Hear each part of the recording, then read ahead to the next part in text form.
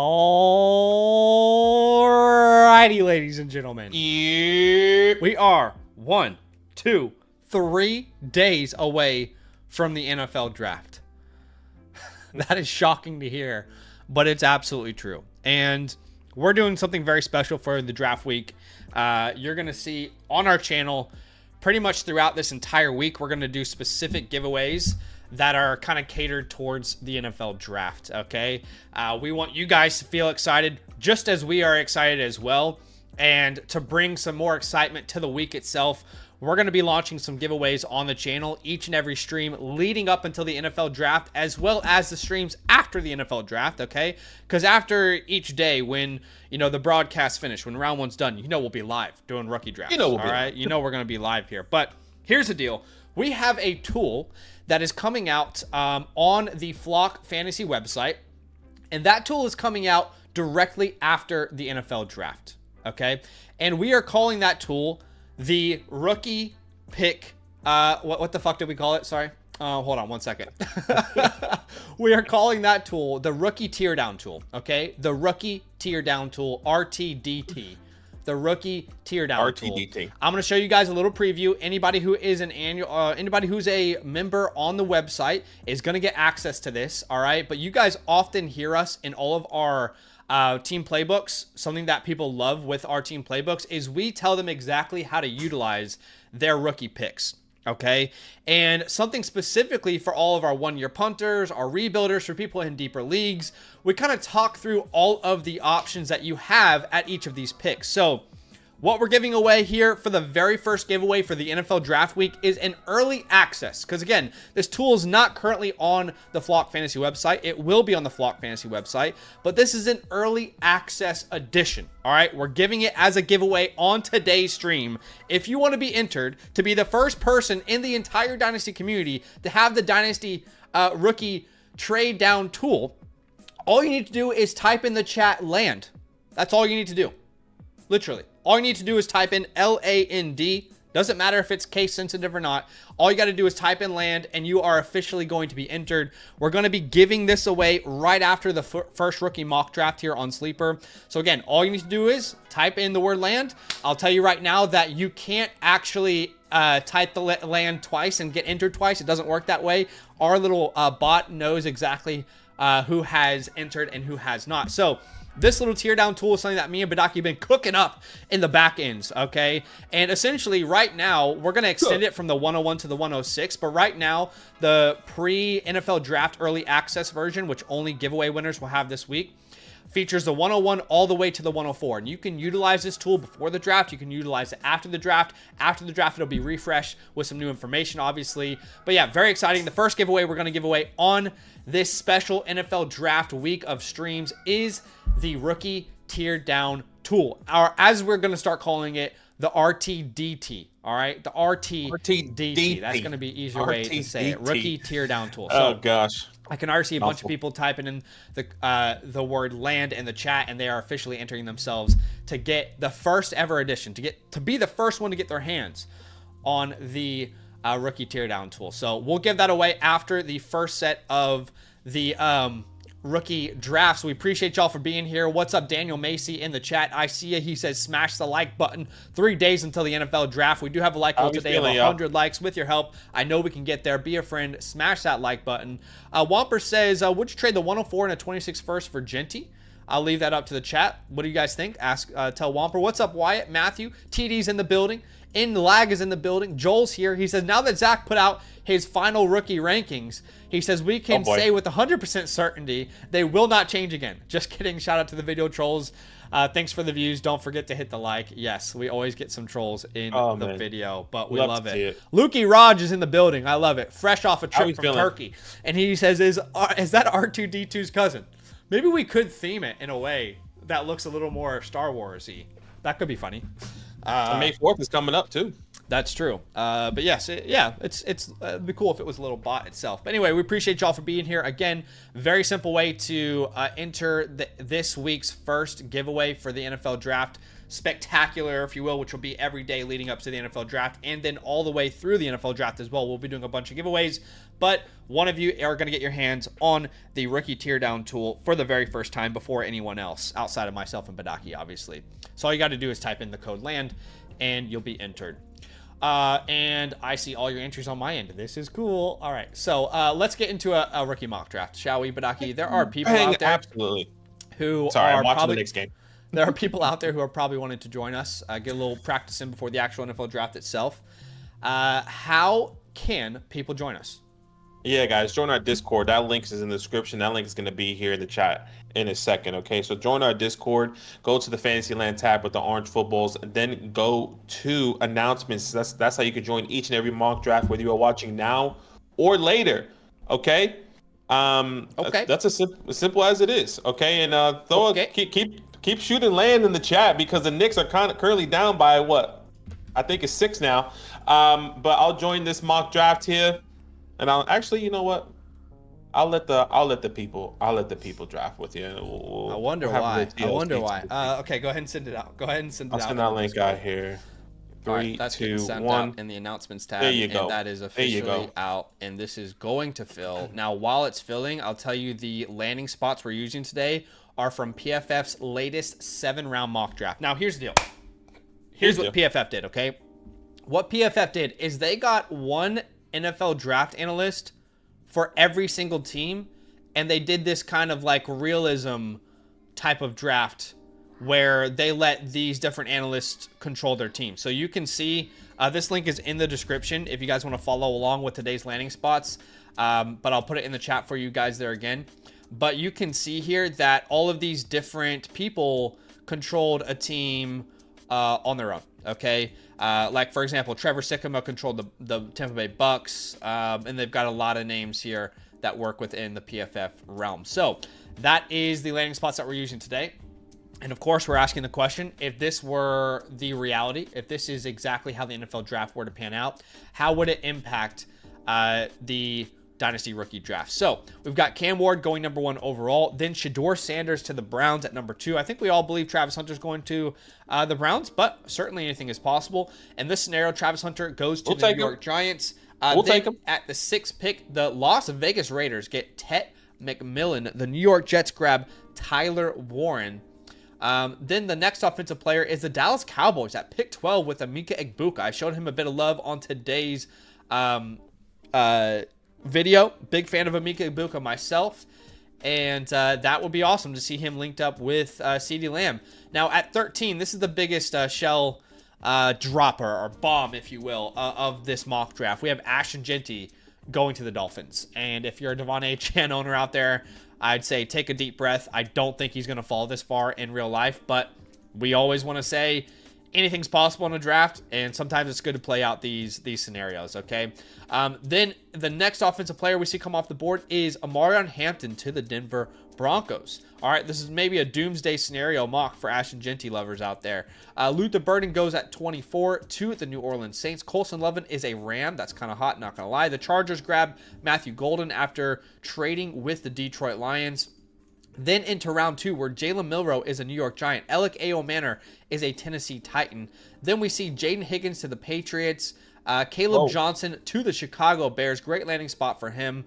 After that, who do we see come off the board next? Is Jalen Royals, my guy, to the Denver Broncos. Great landing spot for him. Trey Harris to the Green Bay Packers. Elijah Arroyo to the Chargers. As we go down this mock, we also see Jack Besh. I love this. Come on, baby. Speak it into life. We get my guy Jack Besh to the Commanders. I would love that fit for him. Into round 3, where we see Jalen Noel to the Cleveland Browns. Now, have we not seen Judkins off the board? No. Have we not seen Henderson? Okay, Henderson went to the Texans. My bad. I accidentally missed him. But Henderson is a Houston Texan. I actually like that landing spot a lot. Into round 3, where we see Jalen Noel to the Browns. All right, Mason Taylor to the Jaguars. Jackson Dart to the Miami Dolphins. Quinshon Judkins to the Raiders. Xavier Restrepo to the Panthers. In round 3, we also get Dylan Sampson to the Patriots, which is kind of hot. Kyle Williams to the Vikings. What else? What else we got? RJ Harvey to the Steelers in round 3. Round 3 is stacked with running backs that we love. Who else do we have here? Damian Martinez to the Browns in round 3. The Chiefs get Cam Scatterboot in round 3. The Vikings get DJ Giddens in round 3. Savion Williams to the Seahawks. And I'm pretty sure I accidentally missed Judkins, who was also a round 3 pick, to the Raiders. So that round 3 is just chocked full of running backs. Into round 4, where we see the Patriots grab Terrence Ferguson. Devin Neal goes to the Jags. Isaac Tesla to the Bills. Let's see here. Isaiah Bond goes to the Niners. He's got a whole off-field case he's dealing with. Gunnar Helm to the Colts. Tez Johnson to the Broncos, which makes a lot of sense. Ty Felton is a Jaguar. Harold Fannin goes to the Saints. Jaden Blue to the Commanders. Interesting landing spot here in round number 4. Kyle Monangai goes to the Ravens. They add to their backfield. Then we see Trevor Etienne to the Bills. Torrey Horton to the Chiefs. Will Howard to the Seahawks. Into round 5. Last round we'll look at here together, where we see Pat Bryant to the Bears. Rashard Smith to the Cowboys. That's hot. I like it. Mitchell Evans to the Dolphins. Jalen Lane to the Steelers. Khalil Mullins comes off the board to the Chargers. Any other big names? Antoine Wells comes off the board. For the most part, all the big names are gone. Again, if you want to follow along with this mock draft, then you can absolutely do so. I'll put the link in the chat for you. But that is the world we're living in. This is a 12-team Superflex PPR tight end premium mock. Let's get this going in 3, 2, 1. All right, let's do something special here, huh? What's up, Dale? Remember, fuck you, Dale. Fuck you, Dale. That's actually iconic. Sorry, Dale. We love iconic. You. No, Dale knows. We've said it so many times. Dale knows it's a joke. Shout out to Set Brothers. Cade says NFL draft usually isn't anything we expect, so it's nice to see a mock that's wild. Absolutely, it's fun to see. Some things change up there, which is great. Latom's at the 101 is a bit stumped. He's a bit stumped. I think this is the longest time someone has been on the clock at the 101. And I was so curious to see what would happen. Travis Hunter came off the board as the 101. And this is a doomsday scenario for Ashton Genty, all right? We're all dreaming up his perfect landing spot. What if it isn't perfect? What if he goes to a situation that is a little bit difficult to digest? That is the question you have to ask. Is it actually doomsday? You think Miami will be doomsday? I think he can take over Achane immediately, personally. I think Achane would be heavily involved in the backfield still, but it wouldn't stop me from taking Genty at the 101. That's what I'll say. Yeah, 100%. I completely agree. Obviously, Travis Hunter goes to my beloved New York Football Giants. Omarion Hampton. He goes to the Denver Broncos. I think a lot of people love that landing spot there with Pete, or I was gonna say Pete Carroll, but you know what I mean. I know what you mean, brother. It's gonna be exactly what a lot of people want here. Now you're on the clock.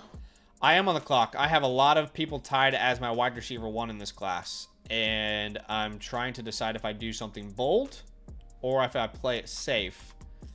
Let me look at round 2 one more time. I'm trying to remember everyone who went round 2. Oh, actually, I think I'd be foolish not to go this running back that landed in the perfect landing spot.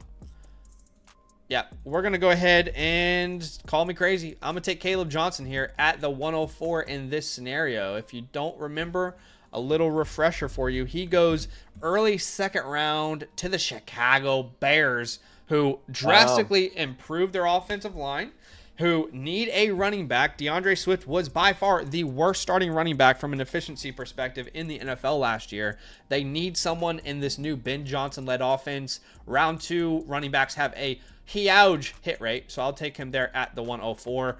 But there are about 4 to 5 different players I could have drafted and, had conviction over at that spot. And this is why I don't want to plug it again, but I will. This is why I think the tear down tool is going to be so helpful for everyone out there in these rookie drafts, in these scenarios.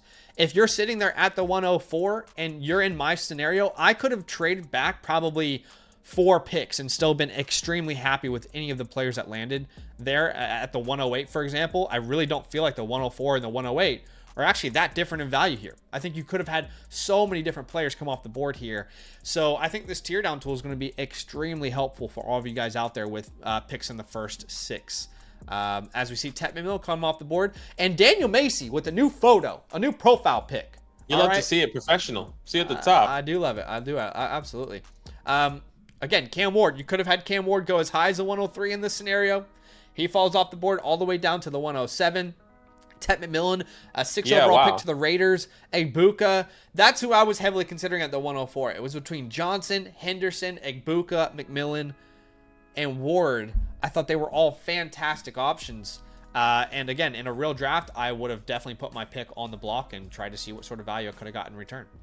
Yeah, no, I completely understand having a guy with some of these landing spots are pretty exciting, right? Travion Henderson, he goes to the Houston Texans in the second round.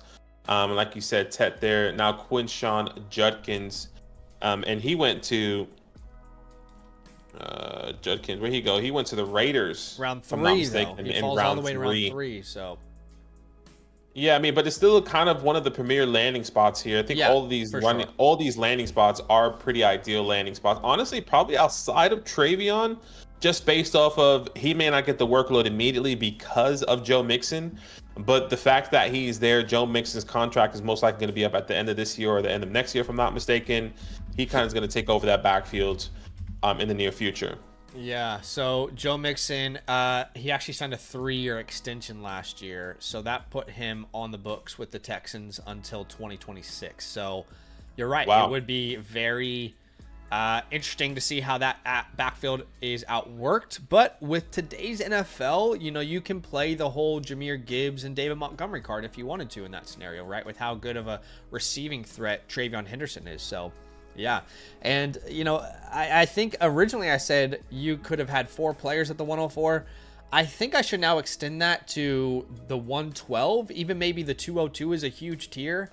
I mean, we still have round 1 players available in this mock draft, and you and I keep emphasizing how big this tier is after Ginty and Hampton. It's just one massive blob of options, and you know, we still have first round players available as we're about to get into round number 2, but you guys know the deal. All right, we got to ask you the question: who do you believe is the best value in round 1? All right, the best value in round 1 is, who do you think? Who do you think? I want to hear your thoughts. By the way, big shout out to LT Gray, who has been a member on YouTube for 35 months. He says, I'm in full off-season detox mode. 0 scouting on this class. I'll look after the draft. Dab on him, Andy, he says. Hey, appreciate you, LT Gray, for those 35 months, baby. Yes, sir. Baby. Yeah, baby. Right, so who do you think is the best value in round 1, Badaki? Who would you say I think stands out? For me, I mean, you're getting the 101 at the 107 in the NFL draft. I actually don't know if has ever been a quarterback that has gone. Maybe there has actually, but at the moment, since we've started this, having a quarterback go at the 101, the first overall draft pick. For example, Caleb last year, he was a 101. Depending on how you felt about him, you're getting that person here at the 107. Completely different talent, completely different situation, but still, the 107 is pretty significant, I think. Yeah, insane. That this class is so special. It's so unique. And I don't mean as in like it's a special. I think it's a very talented class. But I just mean in the sense of like how unique it is. I don't feel like we've had a class like this in quite some time where the strengths lie in certain areas and it makes these decisions really hard. Because if you look at the nature of Dynasty football, truly, think about this for a second. If you look at the nature of Dynasty football, think about every single position. Quarterback. We got a bunch of young quarterbacks we just absolutely love. Wide receivers. I mean, I can name 10 off the top of my head that are under the age of 24 that we're all obsessed with. Tight ends. We've got a bunch of young guns, right? Laporta comes in. Obviously, last year we had Brock Bowers do his thing. What position is just barren of talent, waiting to have this kind of transformation? It is the running back position. That is the position that is waiting to get infused with youth. We thought maybe last year Trey Benson and Jonathan Brooks could do it, and maybe their careers are not written just yet, but it feels like it is ripe for the taking, the running back position in particular, and I love that this class is kind of soaking up that value. All right, so let's ask the chat. This is what the chat said. The best value in round 1. We have a lot of people saying Cam Ward, Macy, Trenton, T. Gray, Colin, Clint, Dale.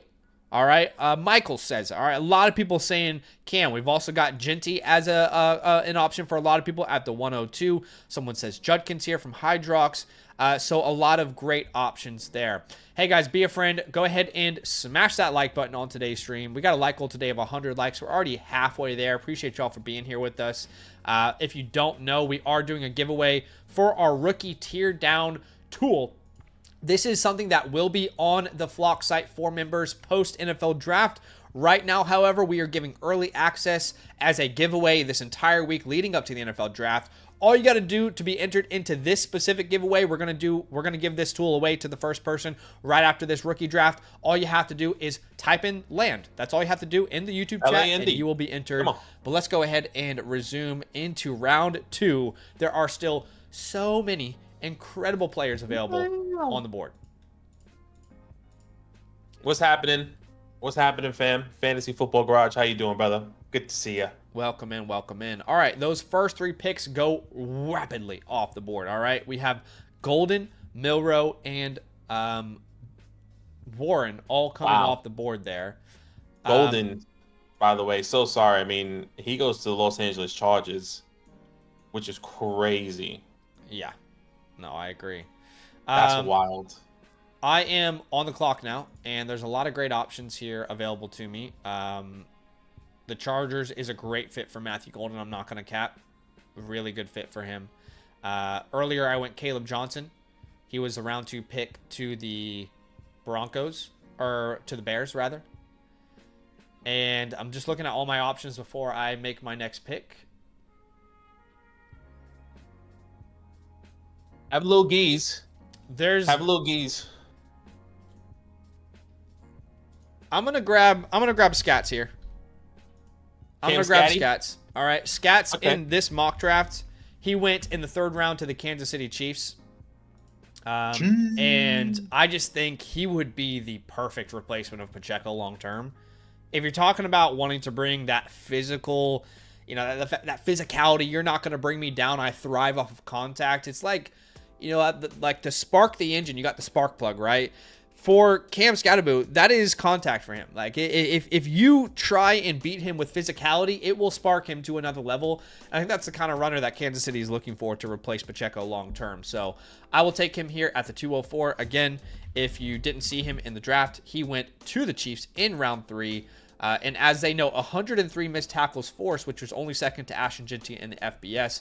He is, as I've said, vice president of the Lemons to Lemonade Club. All right. And obviously we know Genty is the president of that club itself. Yeah, no, I mean, all of these landing spots are pretty great.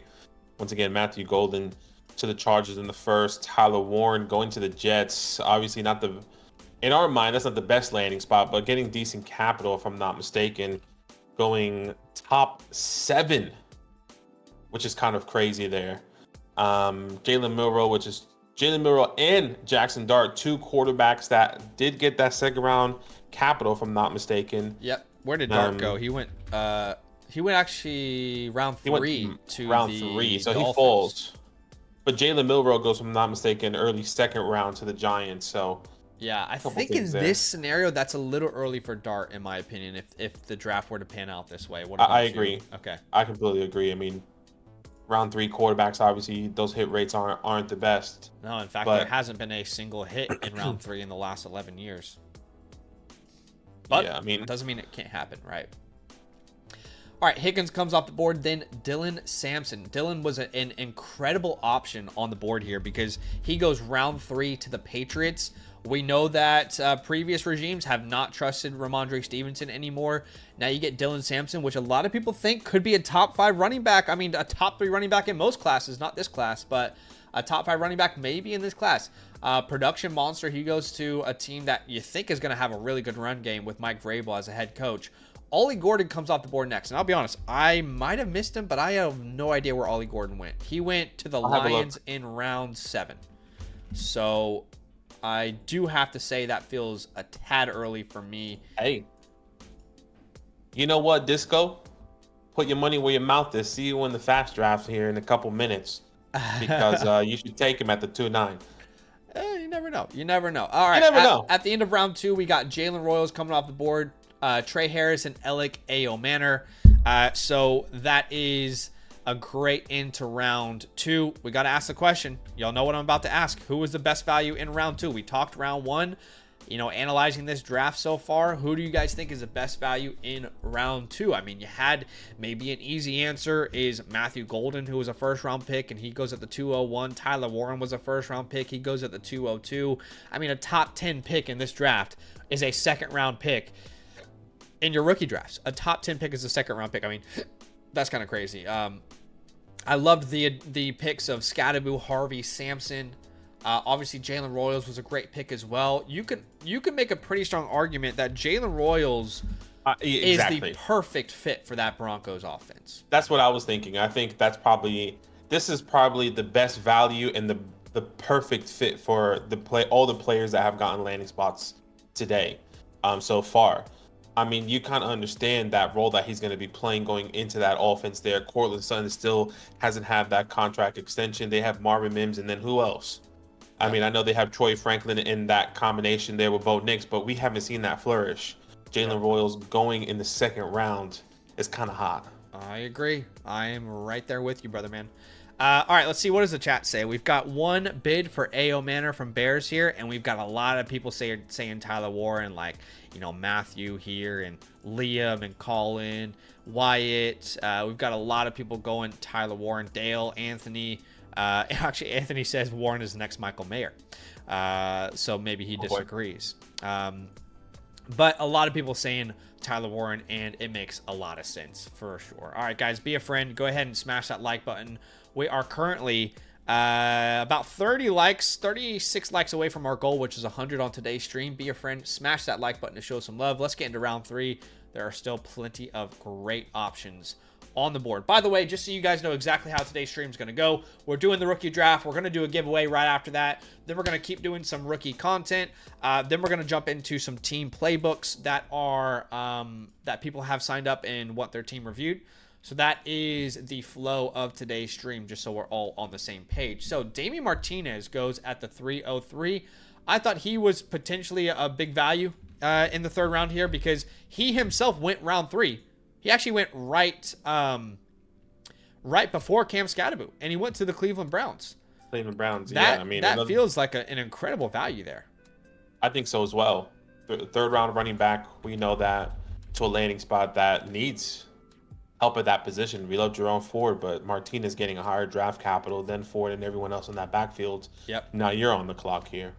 Yeah, and you know, this is a landing spot you and I were obsessed with until they re-signed Aaron Jones and until they brought in Jordan Mason. But in this scenario, they go Giddens in round 3. Y'all know I love me some DJ Giddens.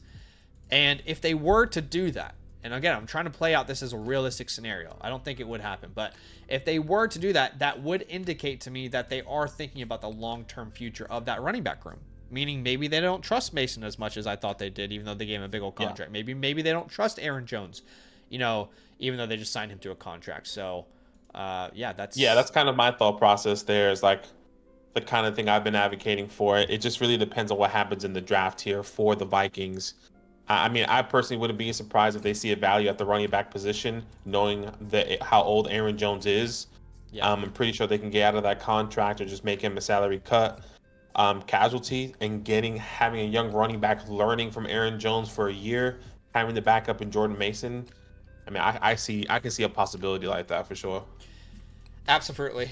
Jack Besh comes off the board next, and that was the other player I was really wanting to draft. Obviously, he went to my Commanders, 61st overall pick.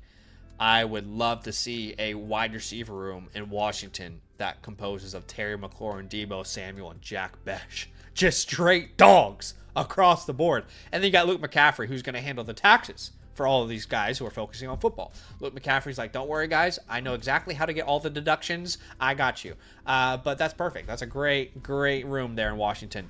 Jaden Blue comes off the board next. Makes a lot of sense. He was a mid-round pick for the Commanders. Mason Taylor, Terrence Ferguson, Isaiah Bond. Some of these players are going to be falling, but we like them a lot. I like Isaiah Bond. I love his game. It's just such a very unique situation he's found himself in here. Yeah, yeah.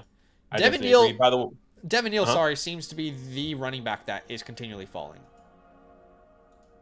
Yeah, Jacksonville in the 4th round, not ideal. It's gonna be tough.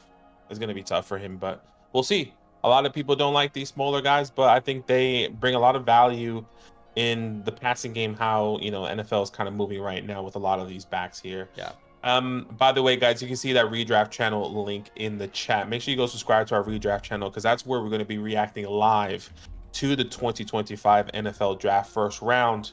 And I think we're going to do the second round there as well. So definitely go make sure. But there's already a live event over there.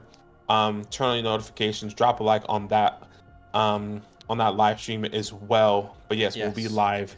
If you guys remember the infamous Emmanuel Forbes stream, people who can go all the way back, the Jamin Davis stream, we've had a lot of moments on these streams that are very memorable. Yeah. See you there. By the way, Brashard Smith, I thought was a nice pick there. He went later in the draft, round 5, but he goes to the Cowboys. And I would just love to see him utilized in that offense. I think that would be very, very fun to see unfold. Jaden Blue was a nice pick. I'm a big fan of that. Will Howard coming off the board here. I'm just looking for my next pick as well. Let's see. So Kyle Williams, I like that. I was eyeing him up myself. Just making sure we haven't missed any running backs in this old mock draft here.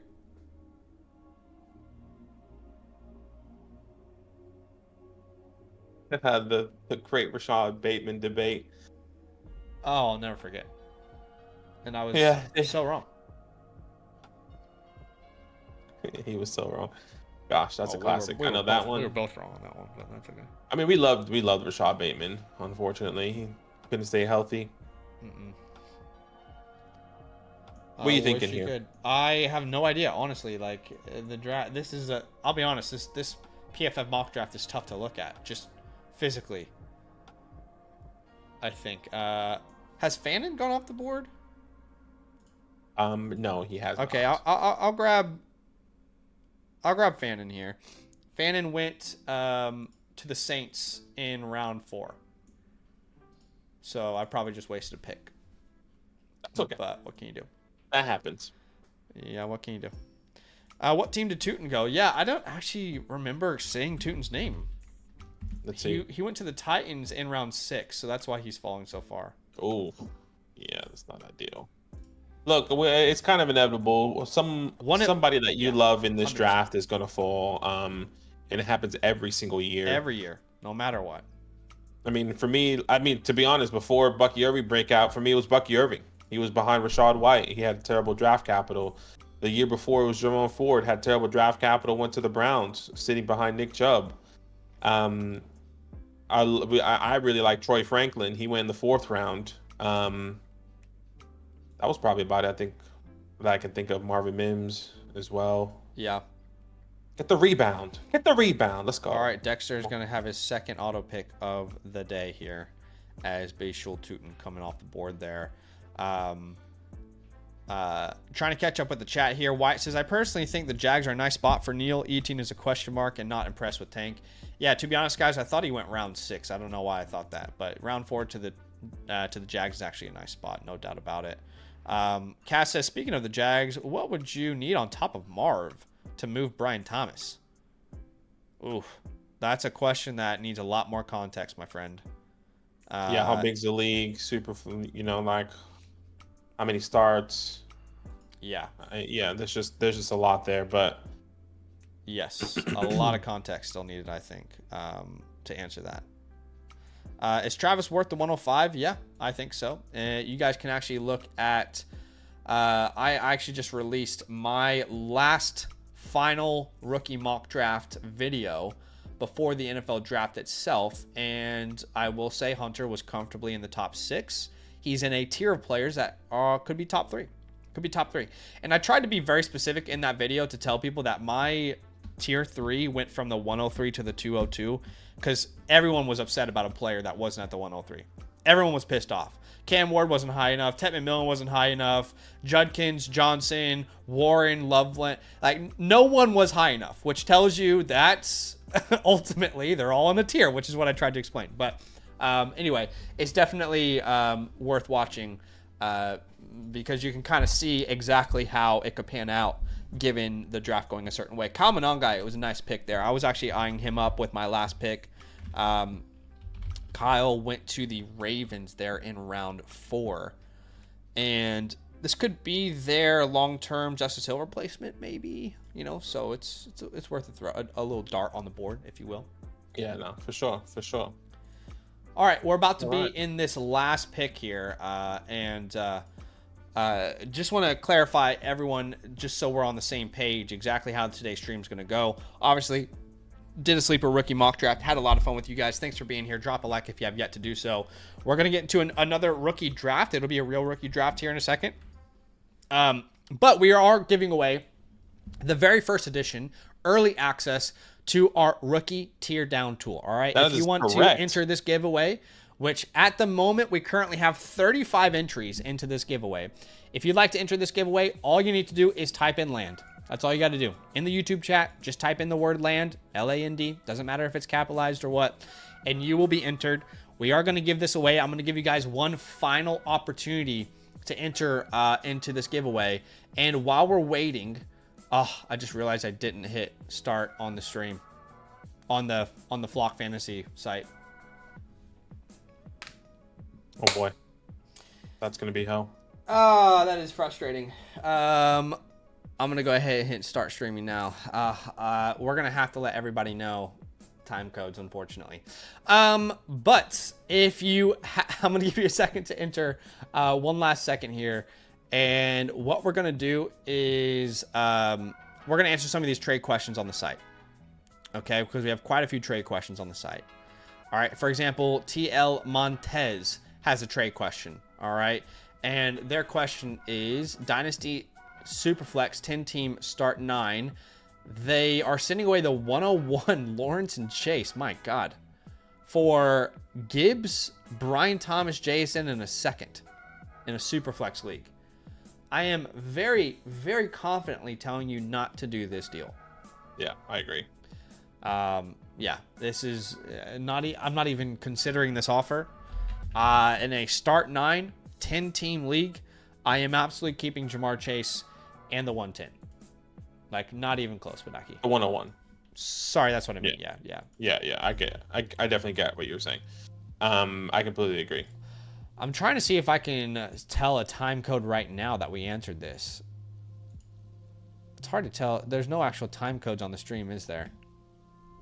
Well, we're like, what, 37 minutes in? Yeah, we are. Okay, let me say... answered your question around the 37-minute mark. Apologies. Appreciate you, Maverick. Yes. So I found you guys a few weeks ago. Really liked the content. Thank you, brother. Thanks for coming through. Kind. Very, very kind.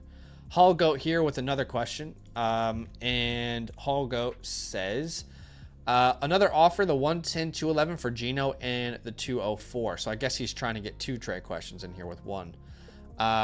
But to the first one, it's Jordan Love or the 110 in a late second. That's the cheapest Jordan Love I've seen in a long time. So I'm very comfortably I agree. I'll take Jordan Love taking the Jordan Love side of that. And I'm realizing people might not be able to see these trades. Yeah, very comfortably taking the Jordan Love side of that. As far as the other deal, no, I don't want Gino in the 204 over Jordan Love, if that's the question. I think that's the question. Another offer is the 110, 211. Yeah, I want the 110. Is that what you're saying? Yeah. Yeah, I agree. I think he's saying that he can either get Gino in the 204 or Jordan Love. It's the same package. And it's the same one. I'm going to go Jordan Love here. Tiv Madness here with a free trade question. I became an annual member here. They are sending away the 104, Malik Willis and Trey Benson. They're getting back Tua and Josh Jacobs. Love Josh Jacobs. I think Tua is a buy low, but I think you're paying too high of a price here. Yeah, 104 for Tua Josh Jacobs. That is a premium. I don't think Tua is even worth the 104 at all. Maybe not even like the 106 one around there. Maybe 108. 106 to 108, just depending on a good day. Maybe even later than Josh that, Jacobs is like 110 value right now, so yeah, this is paying too much in my opinion based off current market value. And then who else we have? We've also got B Pat here, okay? B Pat here with it's a 3-way 10 team. He is sending the 101, he's receiving the 105 or 103, 105, 106 and 208. Is that how you're reading this? 3-way send the 101 in Hall, receive the 103, 5, 6, 8. Is that how you're reading this? I guess who's the third person? Is that Breece Hall? No, I guess all we need to really look at here is what he's sending and what he's receiving. That's all we really need to think about, right? So it looks like he's sending the 101 and Breece Hall and receiving the 103, 105, 106 and the 208. So right now Breece Hall is valued around the 105. Would you trade the 101 for the 103, 106 and the 208? Seems a bit light for the 101. 103, 105, yeah. You could probably get another third there. Another first, excuse me, but I guess he's using Breece Hall as that, which we don't love. That's how I'm seeing it. Yeah. Yeah, so he's sending away Hall and the 101 though. Yeah. Yeah, so I would say this is not enough for the 101 personally. Again, Hall in the 105 kind of range cancels out. So again, you're asking the question, the 101 or the 103, 106, and the 208. I think you can net a little bit more than the 208 as that last piece in that pick, in that trade. We've got another trade question here from Trippy Trout. What's up, Trippy? And this is the last trade question before we announce this giveaway winner. Trippy, it looks like it's a Superflex 12-team start 10. They are sending away Penix and London for CeeDee Lamb in a second is what it looks like. I think I'm taking the London Penix side of this. What about you? I'm okay with that. I love CeeDee, but I think this is too much to pay. I am okay with that. I wonder if would that change you if that's like the 201? I think it just really depends on where early is. That's fair. Depends on how early the pick is, but as of right now, I think it's probably a little bit too much to pay. But yeah. I mean, if it's like the 204, no. If it's the 201, I think it's a different conversation. It's a different conversation. Yeah, I agree. That's where I'm at right now. Yeah. All right, let's go ahead and refresh. So at the end of today's stream, we are going to be reviewing WLH's team. ZK's was offline and already done. We're going to be reviewing Spider Mike, Marvin's Room, and potentially Harrison Crash Burr as well. But why don't we go ahead and do our first giveaway of the draft week, okay? So again, you have one last chance here to win the first edition early access of our rookie teardown tool. All you have to do is type in the word land in the YouTube chat. And I can tell you right now, we have 46 entries. All right. And gosh, not everyone wants it. 190 people watching, 46 entries. Nobody wants it. That's what it sounds like. 46 entries is quite significant. I was surprised how many entries we have. I think it's pretty significant, but I'm just saying 119 people are watching, and I'm not saying everyone needs to enter. I thought it was a lot.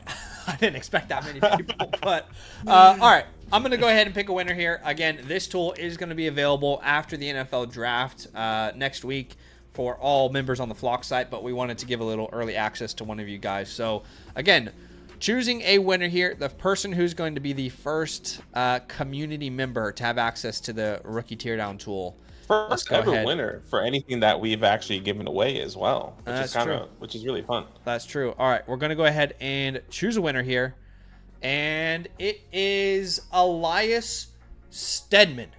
All right, so if your name is Elias Stedman, congratulations, you have won the giveaway. All we need you to do is how does it work, Badaki? You just need to tell us his Discord name, his Discord username. Yeah, on YouTube, in the YouTube chat, just put in your Discord name, and I'll get in contact with you, and please make sure it is the right Discord. It can be Discord or Twitter, whatever you want it to be. However way we can contact you. I mean, hell, you can even put your email address, but you have to send it obviously through the YouTube chat, so we can verify that it is you. Yes, perfect. And if we don't receive a message, then maybe we re-roll before the end of the night, because you're gonna see that message if Elias hasn't sent that out to us. Yeah. So it has to be before the live stream. Okay, so keep that in mind. Yes, because we won't have another way to reach out to you. Are with us, Elias, and we're gonna go ahead and get a new giveaway here for tonight's stream. All we ask is that you guys help us reach our like goal, which was 100 likes. We're very close there. We'll do one more giveaway for tonight's stream as well. But let's jump into some fast drafts. How do you feel about that? Yeah, let's do it. Okay, so right now the Rookie Origins tournament is it was literally announced last week, and I think it's almost 40% full already, which is kind of crazy. Not gonna lie. Yeah, it is. But we are gonna jump into some Rookie Origins drafts here. If you guys haven't downloaded FastDraft just yet, you can do so on any app platform. When you do download it, make sure you use the promo code LAND. We're going to match your deposit up to $50. That is actually 10 free drafts on us. And then when you finish your first contest, I'm going to send you my rookie report as well as my 2025 seasonal rankings completely free. And if you're a member with the promo code LAND on the Flock site, please DM me on Discord. I would love to give you a free trade question voucher as well. But if you guys have never heard of Origins, very, very simple. It is the only best ball rookie only tournament on the internet right now, which is crazy to me. It's a 20-second time clock, $25,000 prize pool. You draft any 6 rookies. Doesn't matter. There's no positional limitation. It's only rookie only tournament. The only question you're asking at every pick is which rookie is going to score the most points in 2025. It is full PPR. It is 10 teams. You can actually look at all of the settings here down below should you choose to. And I'm going to put a link here in the chat. If you want to draft with us, this is a link that you can use to our link tree, and it'll just make your life a little bit easier. But let's go ahead and jump into a Origins tournament. I'm going to jump in now. Oops. Sorry about that, gang. I might reroll. I don't see Elias with us. Sure, if you want to re-roll, we kind of gave him some time. I mean, he hasn't. That's what people leave the live stream. Yeah. Should we re-roll, chat? Should we re-roll? I would say give him until 11:10, then 3 minutes our time. Just re-roll. Yeah. Okay. Let's see. What's up, Ricky? He says, I'm curious what happens to draft boards if 4 quarterbacks somehow go in the first round. Yeah. I'm right there with you, Ricky. I mean, right now it looks like we have obviously Cam Ward locked in, but there's a possibility of Sanders, Dart, and Milroe all being an option. So, yeah, be very interesting to see how that all pans out. All right, I don't see Elias, and if you want to win the giveaway, you have to stay on the stream. I mean, that's just the way it works. So we're going to go ahead and re-roll a new winner here. All right, and after I hit the re-roll, it looks like Jordan's house is our next winner. All right, is Jordan's house in the building? If you're in the building, let us know. All you need to do is reply in the YouTube chat with your your Discord username. Discord username, Twitter username, anything, any way we can get in contact with you. Instagram handle, it doesn't matter. Put in the chat. Put all of it in the chat if you like, and we'll get in contact with you. Annie, if you want to submit a trade question, absolutely. We have no problem with doing more trade questions today. Yeah, there's never a moment you can't submit a trade question. Those are super easy to just quickly look at and give feedback on. And Jordan's is definitely somebody. Oh yeah, we see Jordan all the time in the chat. All the time. So Jordan, I know you're in here. We'll give him 5 minutes, like we gave the previous person. One spot left in this Dynasty Rookie Origins draft. If you guys want to join us, there we go. Joining the draft. We are actually full now. Your boys at the 103. How did? Yeah, how do you get little bunnies? Wait, what? What's the bunny? Does that mean he won? We gotta ask Matt about that.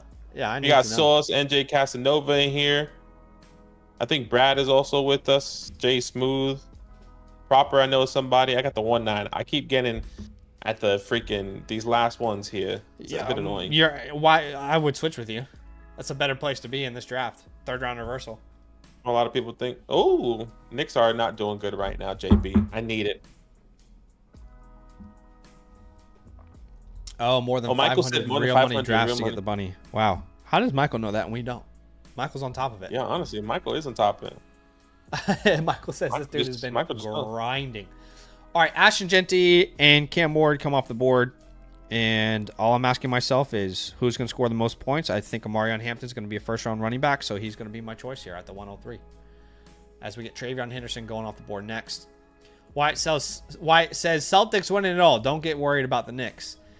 All I know is when the OKC Thunder got matched up against the Grizzlies, I looked at every post on social media, and everyone was like, Grizzlies are going to win this. Grizzlies are going to win this in 6. Thunder suck. They're overrated.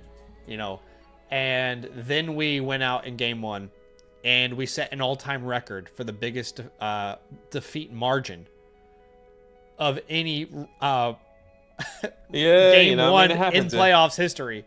So shout out to my OKC Thunder for just completely dismantling the Memphis Grizzlies. That was fun to watch. It's only game 1. It's only game.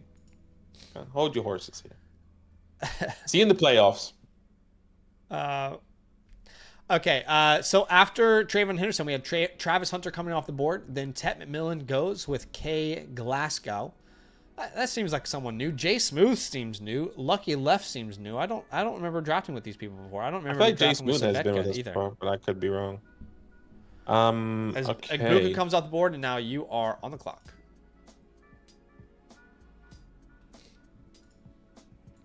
I'm okay. Let's get quarterback here. All right, so you go Shedeur Sanders. And Jordan's I'm house okay with Shedeur. has... I'm checking the clock here. He's got 30 seconds to reply, and he's here. Oh, all right. Here. Jordan's house is in the building. Jordan, you have... Brother, just reply either you were trolling or you just heard that and it was like, you know what, I'm going to comment now. Just reply and let us know your Discord username, my friend, and we'll send you this rookie teardown tool. And please make sure it's the right one, because if it's not, send you Discord, either your Discord username, you can do Instagram, you can do Twitter, however, whatever platform that you have, I will, I will message you to let you know and send you that information, okay? Yeah, perfect. You can even put your email. I don't know if you want to put your email out to the world, but you can do that. I do go Shedeur Sanders and Matthew Golden. I was okay with whichever wide receiver was going to land to me. With Luther Burdo and Matthew Golden. If not, I was going to go a different route. I would have taken 2 quarterbacks there, Shedeur Sanders and Jackson Dart. But Tyler Warren off the board there at the 204. Yep. Off the board at the 204. Yeah, Sanders Golden's a nice start there, especially if Sanders starts this year. I mean, which there's no guarantee. I woke up today and I just saw so many, like, the Giants love Jackson Dart. The Giants don't want to take Shedeur Sanders. I mean, obviously I follow a bunch of Giant Twitter things, and it's just like, it's just all so much smoke and so much nonsense that it's like, I actually don't even want to read it this year. Because I remember last year it was like, JJ McCarthy, he's going to be there. They pass up on him. Yep. It is a little bit difficult to digest it all, isn't it? We're going to draft Dylan Sampson here at the 208 and try and get some exposure up there. What's up, Booty Clap King? He says, would you up tier from the 206 to the 201, giving up McMillan, but I get back the 401? As in Jalen McMillan, I probably wouldn't use Jalen McMillan as an asset there to tier up 5 spots. I don't know about Badaki. Yeah, that's tough. I would. I think I think it really depends. I personally believe that you can get a first round value there, so I think I would do that. I gotta make a pick, and I'll continue my thought process there. Let's get a little bit of Trey. I don't really have too much Trey Harris here. I like it. I personally would up tier, just because Godwin gets that contract extension. I know Mike Evans is older, but if you're telling me at the 201 you can get a first round quarterback, you can get a first round tight end, you can get a first round wide receiver that has been falling to the 201. If everything goes according to plan, I would do that. Okay. But look, maybe 4-1 is a little bit too short. Can I get a third instead? Can I get something else? Can I get a random player? Can I get a Jordan Mason? Right? Like, just anything outside of that 401, I feel like can really be of value. By the way, Jordan's House put his username there in the chat. If you want to go ahead and DM him the. And can you just clarify if that's like on Instagram, not like on Instagram or Twitter or on? I'm assuming that's Discord. On Discord. I'll go ahead and add you right now on Discord. Oh, that's great. And we did reach our like goal of 100 likes, so we can pop off another giveaway here. After this, we'll get into one more rookie origin draft, but we are going to do another tournament. Give me a second to set it up here, guys. Kyle Williams coming off the board is frustrating because I definitely was going to draft him, but I will go ahead and draft Jordan James instead here at the 403. Okay. Where did I put our giveaway tool? Okay, let's see here. All right, y'all. Let's find out what the second giveaway is going to be. Again, NFL Draft Week. We want to make it special with you guys. So let's go ahead and find out what the second thing we're going to give away on today's stream. It's either a start-sit voucher, our rookie report, cheat sheet for 2025, redraft season, the Dynasty trade dial, our rookie tear down tool, FastDraft credit. So this is going to be the second giveaway on today's stream. And it is going to be the Dynasty trade dial. All right, let me go ahead and reset. So if you want to enter this second giveaway, Dynasty trade dial, if you haven't seen it yet, we talked about it in a previous video a couple weeks ago. All you need to do is type in the word land to be entered. That's all you got to do. Type in the word land to be entered. And we're going to give away this Dynasty trade dial to right now. Only land members get it when they the only way you can get the Dynasty trade dial is if you get a team playbook. All right, it comes with a team playbook. But for today, we're doing a bunch of these giveaways, and someone's going to get their hands on the Dynasty trade dial, which is a tool that has over 4,000 data points that tells you exactly when to sell and buy each position. And again, you can only get it by getting a team playbook, either by becoming an annual member or by purchasing a team playbook. But in today's stream, we're giving it away as part of the hype for the draft season. And I don't know if you're muted or not.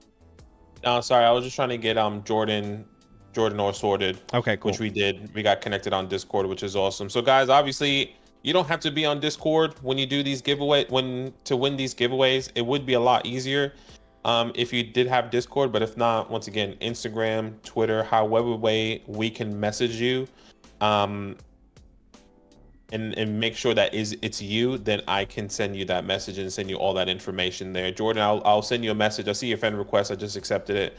I'll send all that information out to you after this live stream, man. Congratulations. You're going to get your hands on it for the first time. The rookie tear down tool. RTDT. RTDT. But yeah, if you guys want a chance to win the Dynasty trade dial for this next giveaway, all you got to do is type in the word land in the chat, and you're going to get your entries in. We've already got 13 entries, which is awesome. All right, so I went Isaac Tesla there. I've heard a lot of people talking about Isaac Tesla lately, so just wanted to share You know, just want to, these Just want to get late rounds, just, kind of want to look at next all my options here. The next Bucky, however way, As Taj Brooks comes off the board. Down by 13, the Knicks here. Come on.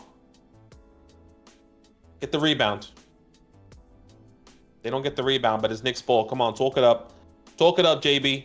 I need you. I'm going to draft Ja'Cory Krosky-Merritt, which I have not scouted. I'm not even going to front. I have not scouted, but I have heard a lot of people talk about him as like a new sleeper. But I'm sure, as is with any sleeper in our community, our Dynasty community, they won't be a sleeper within a couple days.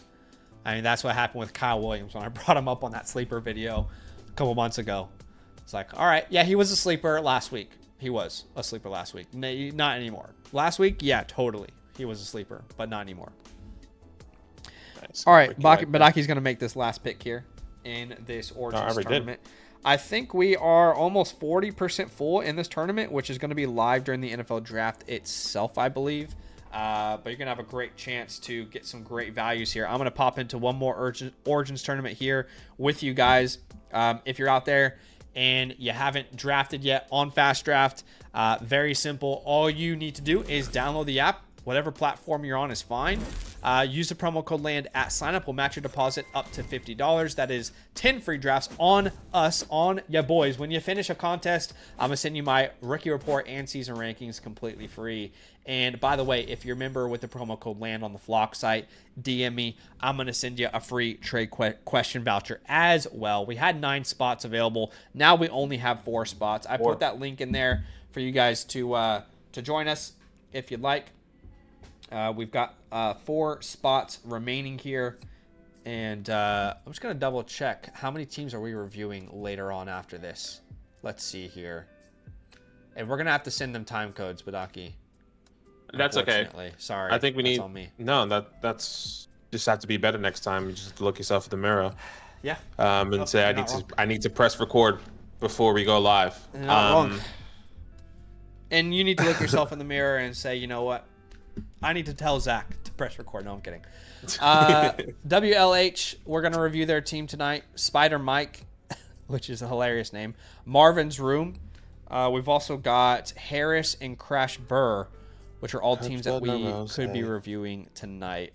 2 spots remaining in this Origins tournament here. Again, the only place on the internet right now where you can put real money on these rookies and use your knowledge to join you. What's up, Jesse? Says, will you guys be doing a sleeper draft? We did a sleeper draft to start the stream, my friend, which was very fun. We used PFF's latest 7-round mock draft, which was awesome. Ricky says, Jordan Mason is horribly underrated, and you're talking to the right person, my friend. We've got 1 spot left in this Origins draft, by the way. You're talking to the right person, Ricky. I hear you, man. I'm right there with you. I also think he is vastly underrated. Been buying him everywhere. Everywhere I possibly can, I have been buying Jordan Mason. It's funny, I tweeted out my latest buy, and the comments are very split. So I recently bought Jordan Mason, sent Rashid Shaheed in a 407. If you actually look at KTC right now, Shaheed and Mason are pretty much side by side in value. And I have been very active on Jordan Mason as a buy low, but so some people are saying I paid more for him than the Vikings did. Some people are saying I'm all in at cost. Adam is calling him a dead zone running back. Someone said I got fleeced. Yeah, that's just people that love Rashid Shaheed thinking that he's going to be the next guy. So Rashid Shaheed definitely has a fan club. Oh, we're in this draft. Sorry, guys. Yeah, you're at the 101, by the way. So make sure you take Travis Hunter there. Yeah, I will get my first share of Ashton Genty. No matter how much I plead with the fast draft gods not to put me at the beginning of the board, it just always happens. It feels like there is nothing I can do to get to the back end of these boards, unfortunately. Yeah, no, that's okay. And it happens there. So you get Ashton, Cam Omarion there. Travis Hunter at the 104. Set is in here again. Seb, he takes Travion Henderson, and now I'm on the clock here. I guess we can go a little bit of Tet. I want Tet or... Yeah, let's go Tet. Yeah, that's a great option. Again, I think the back end of these boards are just so overpowered right now. You know, you can end up with like an Igbuka Golden, a Judkins Igbuka, Judkins Burden, and then you get that third round reversal as well. It's just, I think it's the best place to be. Yeah, I hear you. Tyler Warren off the board there from Brad, switching it up, getting a first round tight end, getting those extra boosters up. Yeah, for real. Nah, but what if he scores 2 points? But what if you exactly you get more points? The math is mathing. Depending on the booster. The math is mathing, ladies and gentlemen. Wyatt says the anticipation for team reviews. Yes, we are reviewing your team tonight. Excited to look at it, my friend. Yeah. Ricky says week 8 this year, that will look like a steal. Run the same poll again in October. Yeah, that's true. Darth Bear, by the way, says I traded Montgomery in the 207 for the 201 and the 210. Yeah, so basically Monty for the 201, you know, in a pick swap. I'm fine with that. Yeah, I'm okay with that as well. Casanova gets the Sanders Burden start. Macy has Igbuka, Caleb Johnson start. Kowalski. That makes me think of, is that a name in Monsters, Inc.? Mike Wazowski? Oh, that's what it is. Kozowski, yeah. Matthew Golden. I was getting excited there. I thought Matthew Golden was about to fall to me. No. Don't do it, Brad. Not today. Don't do it. Do it, Brad. Don't do it, Brad. Do it, Brad. You already know where I want to go. He's gonna be auto picked. He's gonna get it. Let's go. All right, so Jackson Dart and Tet McMillan start there. I'm loving it. See at the top. I won this. Let me tweet it out. Terrible start. 2 busts back to back. You hate to see it. Just kidding. Cam Scatterboo, Dylan Sampson off the board there. Both great picks. Yeah, Brad really switching it up there. 2 tight ends as well. Tyler Warren, Colston Levlin. Michael says Kowalski is from Madagascar, the Penguins. That makes sense. That's right. Actually the connection I was making there. Jalen Knoll, I was hoping to grab him. And Jalen Milroe are gone. Do I have any Higgins yet? I could go there. Yeah, let's go there. We'll go Jaden Higgins, and unfortunately, the third round reversal means I have to wait 10 more picks for my next pick. And Casanova here gets the Sanders Burden start now with another great option available to him. What's up, Booty Clap? He says, on that earlier trade, I got him to do Coker instead of the 401. Would y'all do it now? Man, I can't remember. I think it was you give up Jalen Coker in the 401 instead of McMillan. No, he says, would y'all up tier from the 206 to the 201, giving up McMillan and getting the 401. So basically now the trade is the 206 and Jalen McMillan for the 201 and Jalen Coker. I think that's okay. That's better than the 401. Don't you think? You're a Coker fan. Yeah. No, I like Coker as like a speculative. Maybe he could be something type of player.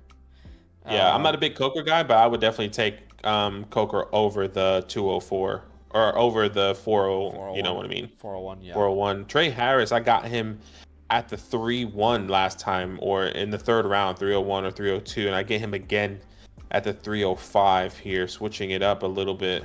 Not switching it up, but getting him at a different value. Yeah, I like pretty it. Exciting. I like it for sure.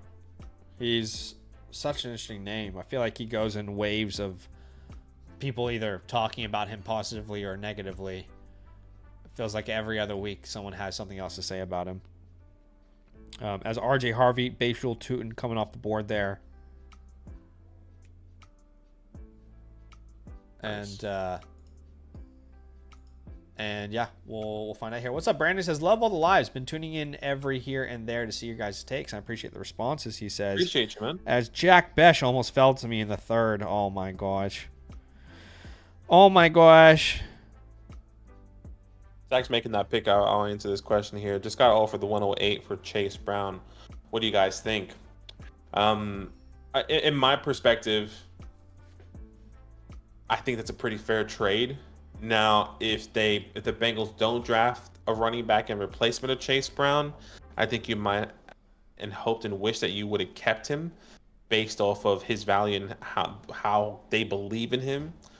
But I think right now that's pretty fair value, personally. I mean, at the 108 in a startup, you can get a Quinshon Judkins, Amika, and Buka. You can get one of these tight ends that fall to you there. I think all those guys feel like an even value, but that's kind of the risk that you have to take or have to predict there with someone like Chase Brown. Yeah, I'd take the 108 over Chase Brown. For sure. I mean, let's look at just this real rookie draft here from Origins. That would be Judkins, Igbuka, Johnson, a first-round quarterback in Shedeur Sanders. Exactly. So, yeah. I mean, really if we go back and look at the sleeper mock draft that we just did, at the 108, you're looking at, again, Judkins, Igbuka are there. Burden falls, Sanders, Loveland, a first-round tight end. So I think, yeah, there's a very healthy sample size to tell you that that pick is probably not going to lose value, but there is a chance Chase Brown could, right? Not to say he will. There's a chance Chase Brown could lose value. The 108 is a more concrete asset for the next 2 weeks than a Chase Brown is.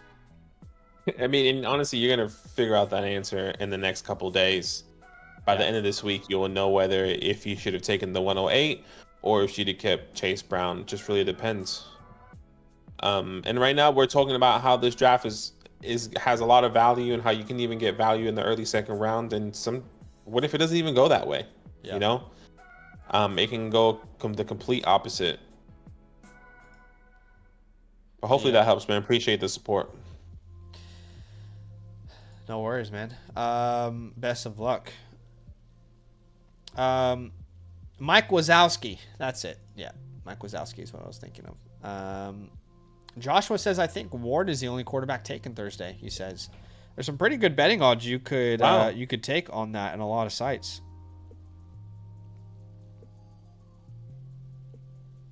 That is a pretty big. That is. For me, my gut feeling saying that there's 3 quarterbacks going. I think teams are in a real need. Now, is it the right move? No, but you know how much quarterbacks are valued in drafts like this where they need one. Yeah.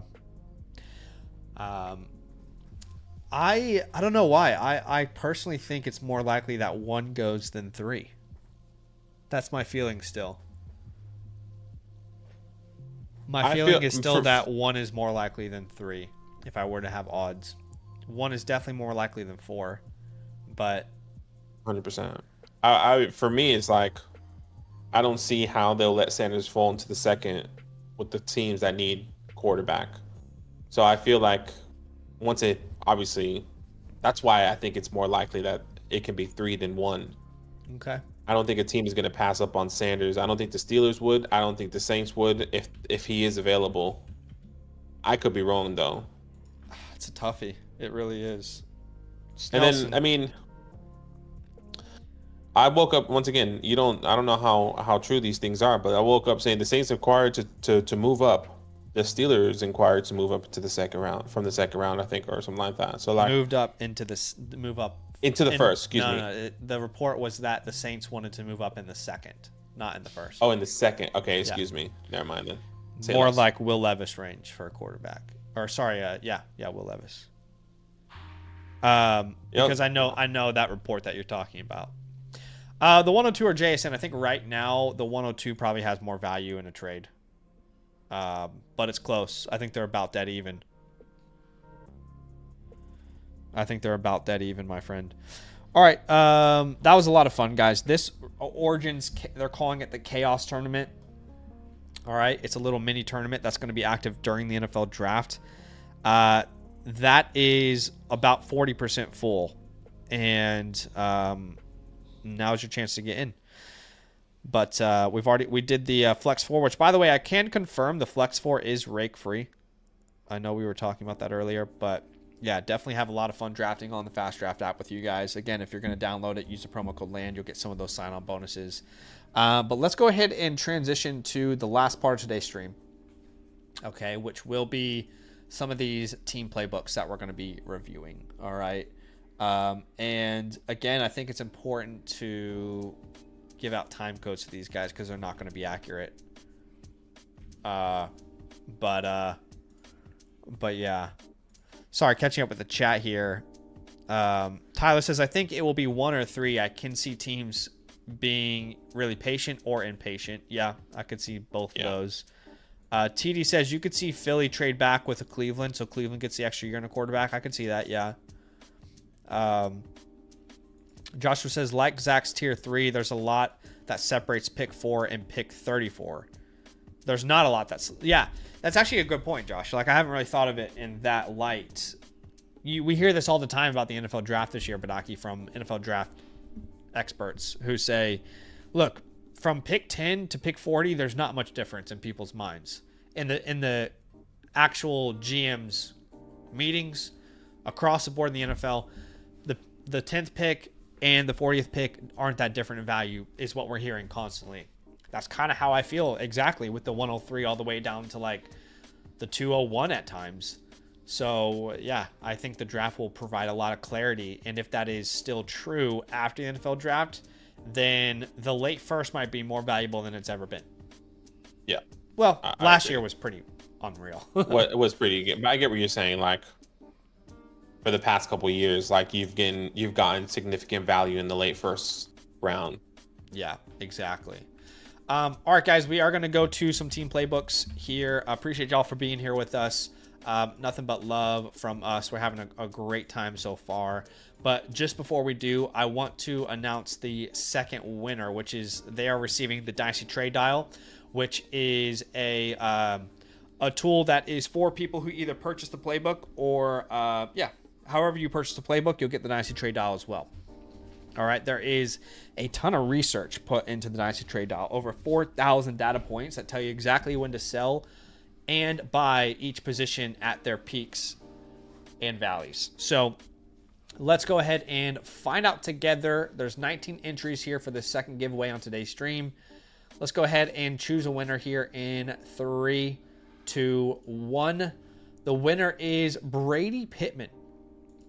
Is there a Brady Pittman in the chat with us? If Brady Pittman is in the chat, I saw him actually say the word land here. I saw him there too, so he just needs to reply there. But if you're in the chat with us, my friend, all you need to do is reply and tell us the platform you want us to DM you on and your username. So for example, you could say my username is this and it's on Discord. All right, and we will go ahead and make sure and send that your way. I appreciate you big time, my friend. Thanks for the love. Thanks for the support. Let's get into this first team playbook here, shall we? Yeah, let's do it. Wyatt, I think it's here. He's here as well. And let's have a look at your team. Thank you so much for the support, Wyatt. And please let us know if you have any other questions or comments. And just quickly, if you guys want to get your team playbook, which is a customized game plan for your offseason, we'll do your review live, and then you'll get this beautiful graphic to execute the plan. Then all you got to do is become a Land Annual Mother Flocker member. All right, you'll get a voucher that you can use through the Flock store, and then you can choose Zach and Badaki there to get your team playbook. You can also purchase one a la carte if you're a member on a different promo code. But if you're out there and you've been interested for a while, it's a great time to sign up, because not only will you get the team playbook, you also get a rookie report, which is going to be very crucial for your rookie drafts.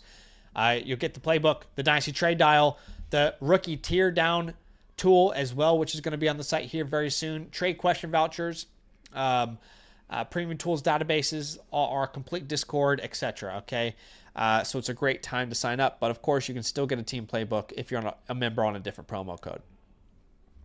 All right. Yeah. All right. Let's do this. Let's do this. Once again, Wyatt, please jump in at any point in time. Like I said, he says took over this. And by the way, the 2 quarterback, 12 team start 9.5 tight end premium. This took over this team as an orphan last season, tore the team down to nothing. Most of the core came from 4 trades I made last year, and this year can post in chat if want, looking for a path to become a top team.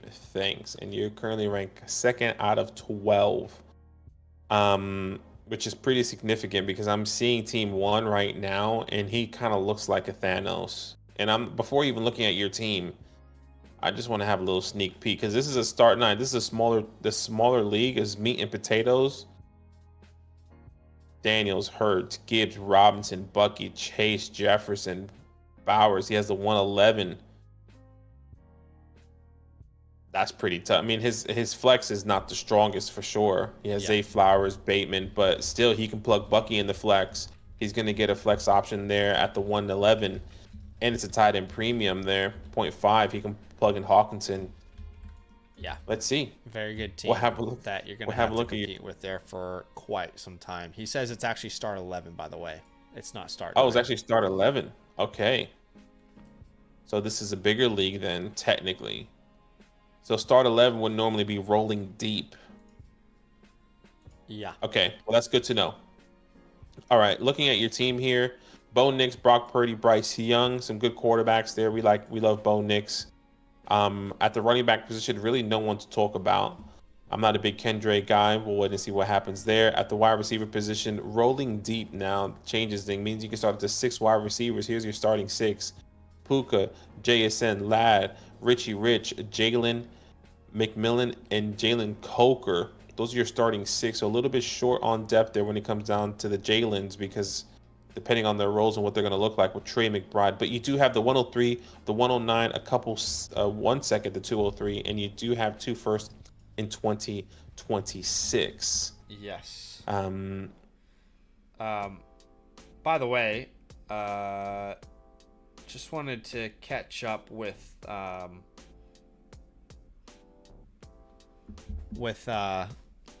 Michael here. He says, will the rookie report and the tear down model be sent to the email I purchased through the playbook? Can you clarify for us, Michael? Did you become an annual member with the code LAND? And what's your username on Flock? I'll double check everything for you. But yeah, so remember, we got to think about this specific review as a start 11. Not a start 9, right? So a little bit of a different pathway there. Different approach here. Different ideology here, coming from a start 9 to a start 11. That means depth is actually very important. Right now, your starting lineup is probably Nix, Purdy, no running backs to speak of, Puka, JSN, McBride, and then you'll still need to flex 4 names, which could be Ladd, Rice, McMillan, maybe Coker. So yeah, definitely interesting. And yeah, I guess we're trying to figure out exactly what the right pathway is for a team like this, because there's a chance that you could compete. Let's say you grabbed Hampton at the 103 and then Judkins fell, or Henderson, or Johnson at the 203. There's a chance you could put together a running back room here. But I do think, oh man, with McBride there as well, this is tough. I think this is more of a sleeper than anything. Yeah, I think it just depends on the pathway you go on your draft. Not pathway, but I think it depends on if we want to utilize your 26 first to go out and compete, because you are short on depth. In my perspective, like I said, the Jalens aren't going to help you. Maybe they do. They have some pop-off games or guys that are hurt, like a Godwin or Mike Evans. Yeah. But you're really leaning on having to hit on 2 running backs and then still being short on depth here. I think you can compete, but I think this is still like a 1-year punt in my eyes. Yeah. It's in a weird position. Yeah, I think this is more of a sleeper, because we're not going to go out there and trade away McBride or Puka or Nix or Purdy to stop us from competing this year, right? But because that's the reality. Like, if you wanted to do like a 1-year punt or a full rebuild, these guys are already young assets that you can build around. And the reality is that with a core of these 4 already, adding to it as well, I think you're going to be competing quicker than you think. So I think this is more of a sleeper pathway myself. Again, just think about this lineup of Knicks, Purdy, okay? Then we'll throw in Hampton there, and maybe you can get Chuba at the 203, right? We can really kind of start this thing going, and then the 109 is more of a wild card. Then we have Puka, JSN, McBride, McConkey, Rice, and then we have to ask the question, does a 109 get us another flex on top of McMillan or Coker? But in a league like this, right? I mean, you talked about the number one guy. Clearly, he's the best team, but his flex is going to be struggling, right? He's going to have a very good team across the board, but his flex is going to be struggling. I mean, his flex is definitely struggling now with the start 11 now. Looking across the board, like no one has a team that is got the type of depth that you're really worried about. I mean, this guy's depth is pretty decent, but his running back room is bad, and he has no first round pick this year. So I think you're more in that situation where you're playing with house money. I think you're playing with house money with a team like this. You're like, okay, look, if we don't go out there and win a championship this year, that's okay. I'm going to continue to build the right way. And if I sneak into the playoffs, I know that anything can happen in the playoffs. That's the way I view a team like this. The untouchables on this team will be Puka and McBride. As far as holds on this team, I'm going to say Rashee Rice is a very strong hold. Jalen McMillan comes to mind.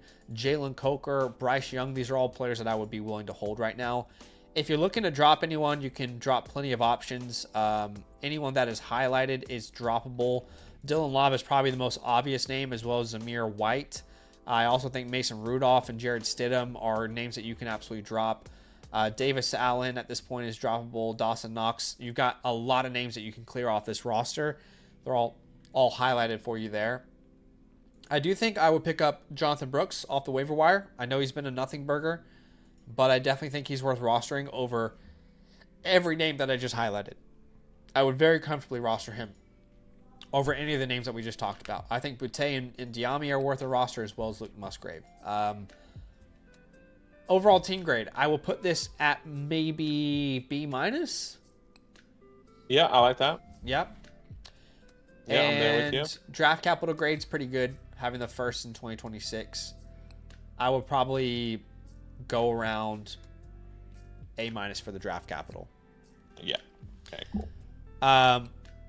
Michael, no, you're good, man. He says, sadly, it was co-domain, but then I found y'all. It's land all day. I appreciate the love, my friend. He says, still a lot of love for these guys, but have really liked y'all's content this past year. Helped me win my home redraft league. I appreciate you, Michael. Thank you so much for the support, man. Very, very kind to you. Did you purchase a team review tonight? What's your flock name then? White says, I've reached out about moving a 26 first for a 25 first, but no bites yet. Okay, gotcha. All right.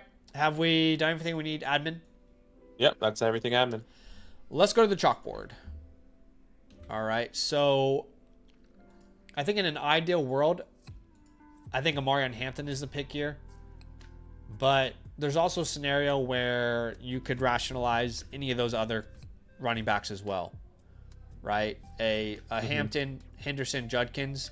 Let's say Hampton goes round 1 and he's available. Perfect. Henderson goes round 1. Perfect. If Judkins is early second round, these are all fine options that you can make there. You could also look at trading down if Hampton isn't there and you feel like you're going to force a running back. You could also look at trading down, which again, you're going to benefit from this rookie tear down tool, which will come out next week on the site for everyone. At the 109, you're in a position where, it's really going to be BPA at this point. I don't think Ward's going to be there, but, if Sanders is a clear best player, nothing wrong with that. If Johnson makes a ton of sense, if he has a good landing spot and draft capital, Egbuka is a piece that you can move or build around. I don't think you need to draft these tight ends, but in a tight end premium, you could easily sell them, I think. There's going to be quite a few teams in your league that are tight end needy. For example, this team has Zach Ertz as their starting tight end. Dalton Schultz is another one. Pat Freiermuth, likely. There are plenty of teams in your league with a tight end need, so there's nothing wrong with taking that approach either. Yeah. And then at the 203, there's a bunch of players that we love that could fall, like, Giddens, Scadaboo. Which running back basically got the best draft capital? I think that is the plan that you would probably go here. I would say true BPA for the rest of these, right? Too early to say, even though we're a couple days out from the draft. Agreed. Now, I do think you could tier down from the 103 in draft. And again, specifically if there's not a running back that's the best player available, right? And then the 203, I think you could trade for a running back if you wanted to. Yeah, with like you said, the Chuba Hubbards, maybe an older veteran guy if you really wanted to, or package the 203. And a couple of those thirds, see if you can get like the James Cooks or something along those lines. Yeah, and again, we're only a couple days out from the draft now. You can easily wait until the draft itself, until you make any of these moves. Okay, so just keep that in mind. You can easily wait until the draft now. Like for example, if we get three quarterbacks in round 1, your 203 is actually going to be an incredibly valuable player. Exactly. So let's keep that in mind. But if I say only tier down if running back isn't the BPA. Okay, so that is the scenarios we're gonna play with here. We can go to the 104. We can go all the way down to the 108, 5, 6, 7, 8. But obviously it depends on how the draft pans out, right? Yeah, of course. So at the 203, I think you and I would say Chuba Hubbard makes a ton of sense. If the draft happens and, no one's taken his backfield or, no one's had a larger role, I think he would be the perfect fit for you. But Agreed. let's look at, let's try and find these picks from the top to the bottom here. The first guy I see is the 108, the Purple People Eater. Okay, so he has a 108 there. He has a lot of picks, so he might be willing to tier up. And in this scenario, it's probably the 108, the 110. Don't you think? Maybe we can add on Ricky Pearsall if we... Exactly. Which would be an incredible value for you. But you would need to send like the 303, 307. I'm there with however many of these third-round picks you need to send, I'm just going to put all of them, but you can decide how many you would need to send. We'll put 3. But just so we're on the same page. Yeah, I'm there with you. Go ahead. 104. Just looking down. Vikings, team 8. That might be a bit tough, actually. Because he has the 103. Oh, Vikings was the next one. Sorry. Okay, yeah, right. So the 104. I don't see anything here. It's a big of a gap. I see in a Dunze if we get aggressive. So, for example, a Dunze, and then we'll send you the 103 and the 109, for example. A Dunze 103, and then one more time. Say that again. 103, 109, and the 303 for the 104 and a Dunze. Okay. I think that's where you could make that work, especially if there's a player on the board that this guy's obsessed with. Okay. Yeah, I'm okay with that. Let's see, where are all these other picks? The guy who has a 105, 106, 107, I really don't think they're going to tier up because their team is dog shit. I think they know that. I don't think they have the luxury of tiering up. You know what I mean? Yeah. Yeah. I agree. So let's be honest about that. I don't think that's really an option, but I will say I have no issue going like 106, 107. Just the combo of those is totally fine with me in this scenario as well. I don't even mind sending him, again, like how many thirds? Does he need like 2 of these thirds? Those are kind of the options there. As far as like players I'm actively selling on this team, I don't feel like there are any personally. No, there isn't. Not one that I can see. I mean, look, I'm not a Coker guy. I'm not a McMillan guy, but you really can't get much out of them. I mean, I guess on a good day, maybe you can get an early second for Coker. Yeah. I personally would take that. But you already have the 203. I mean, right? I mean, what's Coker's value? 202, 203, 204? I think for me personally, I would take that, but you don't have to. Wyatt, it just really depends on what you want to do there.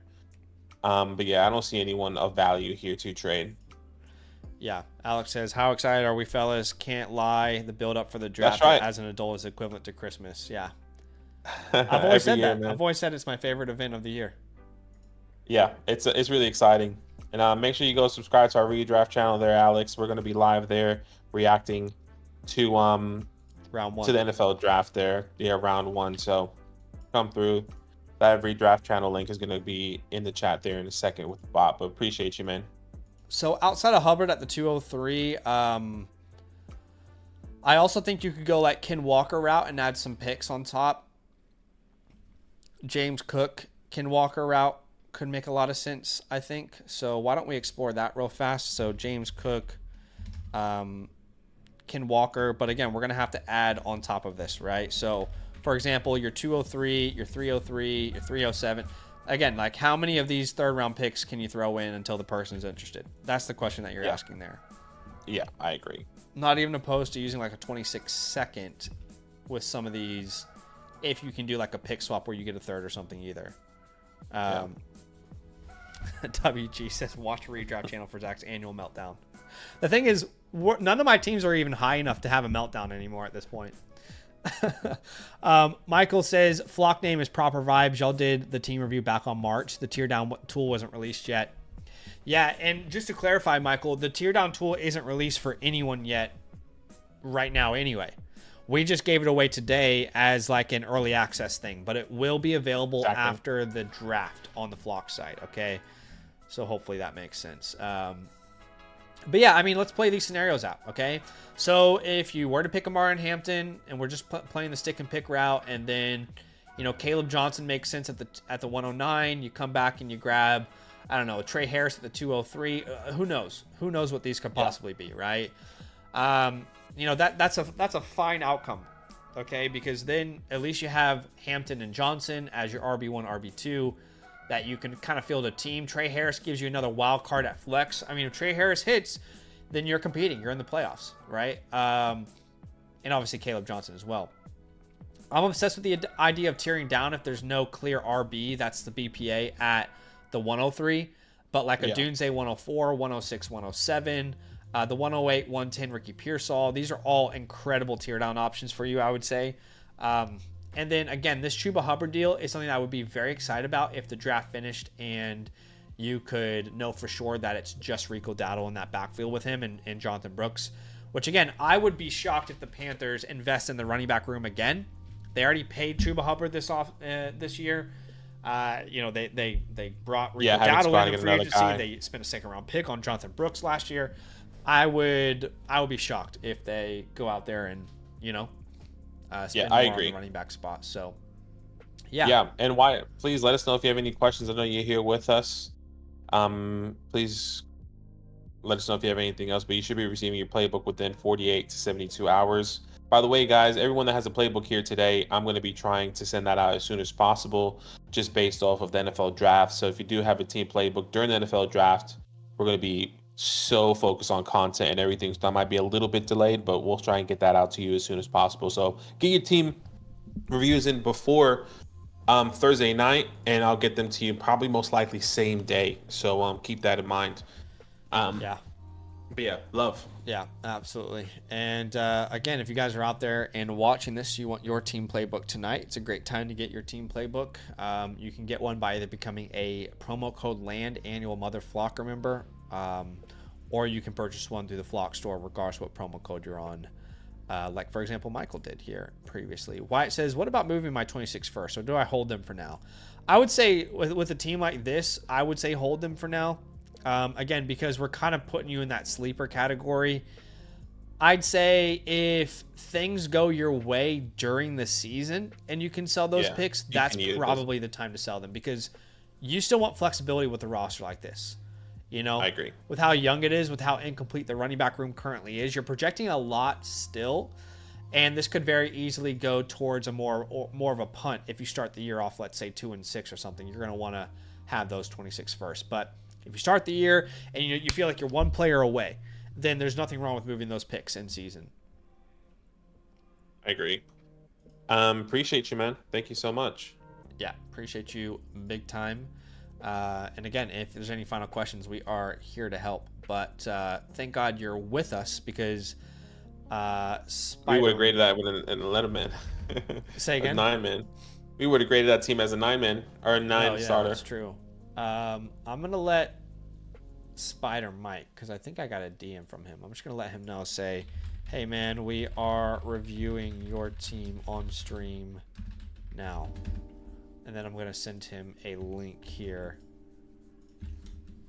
All right, and take a mental note. The time code right now is 1 hour and 40 minutes, basically, for him. Oh, he's here. He's in the chat. Okay, great. Never mind. Perfect. So you guys can take that mental note of the time code for yourself. He did send the upgrade to get the buy one get one offer that we had last Thursday, so we're going to honor that. He should already have a offline review in his vouchers. But let's go to Spider Mike here as the next one. Yeah, you said he was here. He's here with us. Oh, okay, I just didn't see. But okay. Spider, please let us know if you have any other questions, or Spider Mike, let us know if you have any other questions. Not questions, but context that we don't know here, okay? And we'll have a look. This is a 2-quarterback, 12-team start 10. So this is the middle ground, just like all of our dynasty leagues here. The Son Godwin. And let's read this context. Trades. So you did a bunch of trades. You said loss equals loss. Nico, Kyler, Lad, 110. You got Allen, the 104, 204, 304. Trade the 104 to get a proven running back. There's a question. Been looking at Bucky and trade advice you guys did. Also thinking I can get London plus the 104 plus Judy. That's tempting. I can't sell Judy anywhere. Otherwise, keep picks for draft. Thinking I keep the 204 for the QB pick. Maybe it's best. Maybe you put that on the chalkboard so we can have a better look at that. Okay. But we'll have a look at the rest of the team here, and I'll break it down. So you currently rank 2nd out of 12 here, according to the league, according to Zach's rankings. Yep. Josh Allen, Baker Mayfield. No QB3 to speak of, but that's okay. You could probably pick one up here. You have the likes of Aiden O'Connell and et cetera, et cetera. So that QB3 is pretty crucial in our eyes right now. Kenneth Walker, James Conner, Tony Pollard, Ramondre Stevenson. Decent running back room, not something we're in love with, but at least you have some veteran guys in that backfield. At the wide receiver position, you can start up to 5 wide receivers. Your starting 5 is Puka Nacua, Amon-Ra St. Brown, T. Higgins, DJ Moore, Chris Godwin, and Jerry Jeudy. So good depth, good wide receivers here. Wide receivers that we really like as well, with Dalton Kincaid as your tight end, which is not the best, but it's not a tight end premium, and that's okay. But you do have the 104. You have all your picks, essentially. 104, 204, 304, and no picks in 2026, basically. Not your first. So it kind of instantly puts us in that windows open category, meaning why not go out, try and compete here? Yeah. I'm just collecting all the information for the chalkboard still. But and as you're doing that, I can go ahead and just talk through his untouchables here. Yeah. So your untouchables here, Spider Mike, it would be Josh Allen, Puka Nacua. I would also put Amon-Ra St. Brown in that category. And that's probably it. So you have 3 untouchables. Probably only see 2 on that docket. On holds, I like names like Chris Godwin that you should hold personally. I think he's a really good hold right now. I think he's going to come back and start strong. Yeah, Dalton Kincaid. Another guy I really like.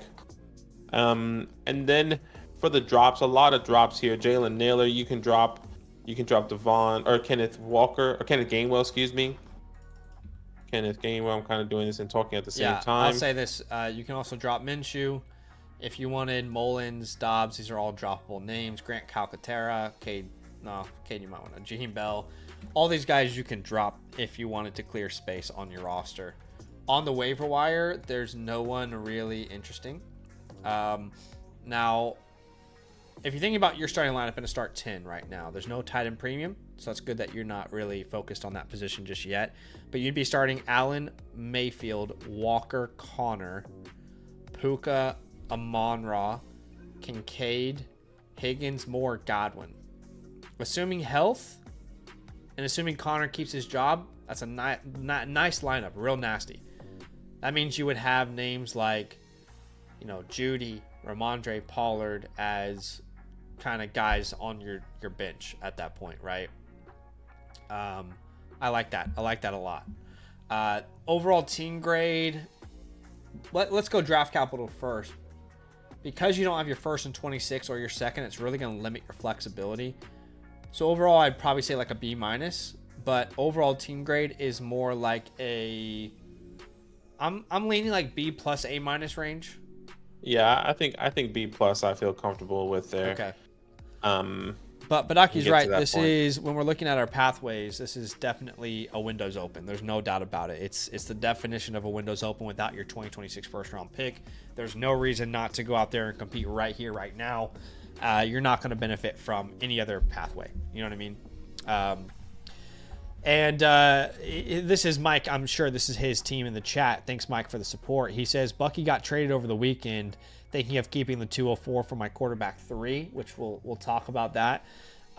Mike says, I was thinking of a trade with one of the untouchables like the 101 and Ladd, get him back for the 104 and Puka. We can talk about that. Yeah, we can. We can talk about all the options that you have for sure. I mean, first things first, I think the idea, so keep this in mind, Mike, that the idea of keeping the 204 for a quarterback, the reason I think that's not going to work out for you as far as like that being your game plan is, number one, if there is a quarterback worth drafting, that means they went in the first round and they're probably not available at the 204. Agreed. Number two, if you're drafting a quarterback at the 204, you're probably reaching, meaning you're probably taking a quarterback that went rounds 2 to 7. And we know those are terrible hit rates historically, right? Maybe you want to take a shot on a Jalen Milroe, but I think basically what I'm trying to get at is I would not be betting any money that the 204 is going to land you a quarterback that you can rely on in this draft. Because if there are a lot of quarterbacks that go in round 1, they are going to go before the 204 in a super flex format like yours. So let's just keep that in mind. Now, we can use that 204 in a couple different ways, which we'll talk about. But we're definitely, every move we're making is about trying to go out there and compete right here, right now. Okay. Now, he talks about a couple trades that he has done.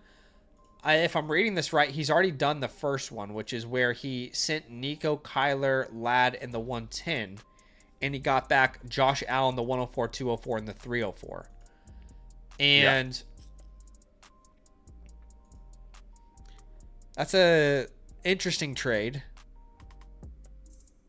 Kyler's probably worth the 204 himself. We're tied up at the Garden. I'm sorry. I'm just really pumped. And I'm here with you, Michael. But we're tied up at the Garden. Anyways, continue. Okay, he says those are two different trades. He says lost Nico, Kyler, Ladd, the 110. Got Allen, the 104, 204, 304. So what was the trade then? Because I read it as you lost these guys and you got these guys. And then you got those guys.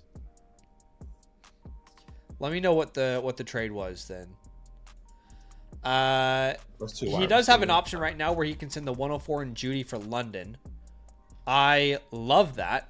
My only concern is it leaves your running back room really, really weak. What does the London owner have at running back? I wonder if we can somehow... Let's have a look. It's Tin Cup. He has Cook and Tracy. Can we add like a Godwin and get a Cook back and figure out a deal like that? Do you know what I mean? Yeah. I like that. He said Allen the 304 and I sent Nico Kylan the 110. Okay, so the deal is actually he sent Nico Collins, Kyler Murray, and the 110, and he got back Josh Allen and the 304. I mean, look, that's the price of Josh Allen. I don't know if I would have paid it, but in a start 10, yeah, I mean, maybe it's a fair price. Yeah, I think it's a fair price. Looking at his team now, you would have had Kyler Murray and Nico Collins. I mean, your wide receiver room is already pretty strong. The wide receiver room is not the problem. It's your running back room. And they sent Ladd for the 104 and the 204. And I'll be honest, I think that's more on the cheaper end for Ladd. I've seen him go for more than that in the community right now. But the Josh Allen trade is that's probably what you'd have to pay for him. Yeah. But this team would look very different if it had Nico Collins. Obviously, Ladd McConkey is going to give you flexibility with, the 104 at running back. I don't know. These moves don't.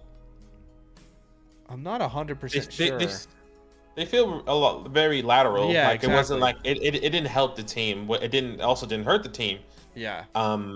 So it does feel I think, mostly lateral. Yeah. Yeah, I agree. But now he can basically do something where he swaps Ladd for London. If you think about these two trades that he has, he's already completed this one in bold, right? And now the other option he has is essentially the same exact trade, but he gets London back. He gets London. I think most of us would have London ahead of Ladd, but it would be close. It would be close. So we can basically do that trade again. So you might be able to get something back with London as well. Yeah, what I would love to do, and we'll dive into your draft capital in a second, but I would love to do like London and James Cook, and if we can find a way to if you sent like Godwin on top of that, would they bite? If it was a 104 Judy and Godwin for London and James Cook, is that something they would bite on? Because that would be super interesting to me. I don't even mind adding the 304 on top of that if you had to get something like that done. James Cook is a name that you can easily buy right now as a contender as well because of his holdout.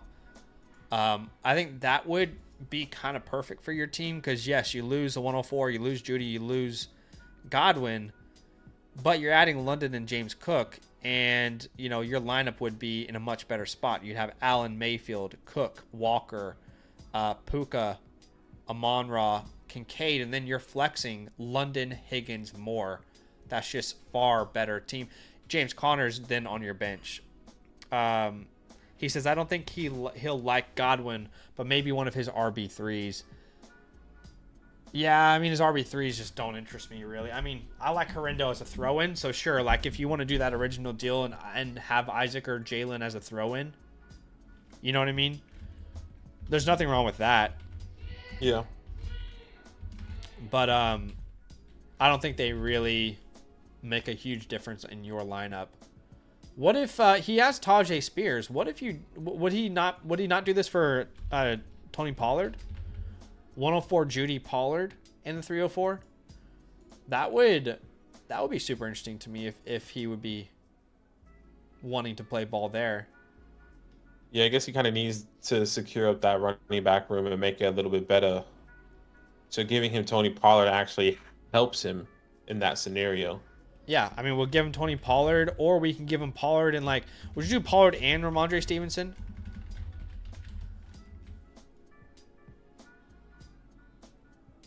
I would probably pay the 104 Judy and Pollard alone for London myself. So I mean, I've comfortably do this deal.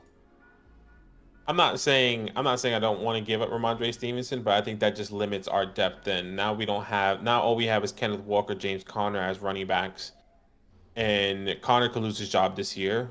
We've been saying that potentially with Trey Benson. So I think it then makes his running back room shaky. I want to keep Pollard or Stevenson, whether one of those guys loses their jobs or not. I'd rather just keep the insurance just in case. Sure. Yeah, I mean, I would take this deal, but I understand where Badaki's coming from. Yeah. I definitely understand where he's coming from. But yeah, in an ideal world, you use that 304 instead to get London and Cook. I mean, yeah.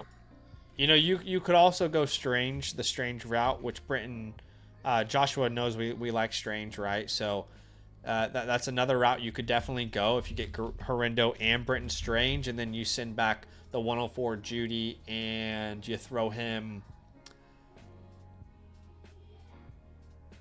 I mean, it would have to be Devon Vele or something like that. You know what I mean? It can't be very much. Yeah. But I do like that offer. Mike says, other targets are Chuba for Pollard in the 304, depending on what happens in the draft. That is perfect if you can do that. So you said the 304 plus Pollard for Chuba? I think you and I both love that. Yep. So that's great. I mean, if you do that, you add Chuba to this lineup, then I think I'm probably keeping the 104, and actually, I'm probably trading the 104 for the London deal if this happens. Wouldn't you? Like if we can move Pollard in the 304 for Chuba, and we know we can do that, and then we can go out and get the London deal done, any one of these London deals. Oh, 100%. 100%. I think that's a no-brainer for this team, actually. So that's a great plan moving forward. But, I mean, look at the 104. Like, obviously, Hampton's going to be there. Tet is potentially an option. Not that Hampton will be there for sure, but, like, these are, like, your options, right? That could probably be consensus. The 204, maybe Scattaboo makes sense. You know, I'm just going to say running back, you know, with draft capital, because we really don't really know at this point. I don't think there's going to be any quarterback that falls there, but maybe like a Loveland falls in your non-tight end premium formats, you know. And then we've kind of already been exploring the other option, which is to trade for vets, which London's, you know, is technically a vet. That's what we're saying there, right? And Chuba's technically a vet. That's what we're saying there. So I think either way, you're in a great position to go out and compete this year. Quarterback 3 is something that you could address in season should you need to. So, for example, if Allen or Mayfield do suffer some sort of injury and you have London on your team, think about it. Now, in season, you can tear off of a Amon-Ra. You can tear off a London himself. 5 receivers. You can move a Higgins. You can move a Moore. You would have so many options, you know what I mean, available to you. So, yeah. Absolutely. Yeah, I agree. What's up, Mason, in the building? He says, thank God I heard someone say to tear down to Daniels last year regarding the tear down tool. And I think he's referring to our comment because our content, because literally all we talked about is tearing down from the 101 last year. It felt like that was our rookie content. Yeah. But yeah, I'm excited. I'm excited for everyone to see it. It'll be on, like I said, it'll be on the Flock site after the draft. And right now it goes from the 101 to the 104. We're going to try and extend that to the 106, but it was specifically made for mobile devices. And then right now, just we're giving it as like an early access giveaway for the draft week, but it'll be on the Flock site here very soon. Mike, let us know if you have any last minute questions, anything else you want us to explore, but you should be receiving your playbook within 48 to 72 hours on the Flock Fantasy message system there with everything that written up for you here today. Yeah, just quickly, by the way, Josh said he'd go get Barkley. That'd actually be a perfect fit for this team as well. I don't think you can pay the 104 for Barkley, but maybe the 104 and 204 get you in range if the Saquon owner is looking to sell him. So the Saquon owner right now is the worst team in your league, so that could be possible. Maybe you can ask back for a Geno Smith or something. You know, or Stafford, Smith or Stafford. That would Geno solve your quarterback 3, right? Yeah, I agree. Geno has a long-term contract, but I'm there with you. I like this. Yeah, so obviously that Ladd deal is gone. You've already done that Kyler deal, but these are more just we were just reviewing those trades that you had already done. But yeah, man, let us know if you have any questions or anything we didn't explore enough. If you don't really have any 26 picks to sell with your team, we probably would have been looking to do that, to go all in. But as far as like players on your team, I love that you already have a package for Judy. Like, quite frankly, to be honest with you, man, I don't think you're going to be able to sell Judy in a package like this after the draft anyway.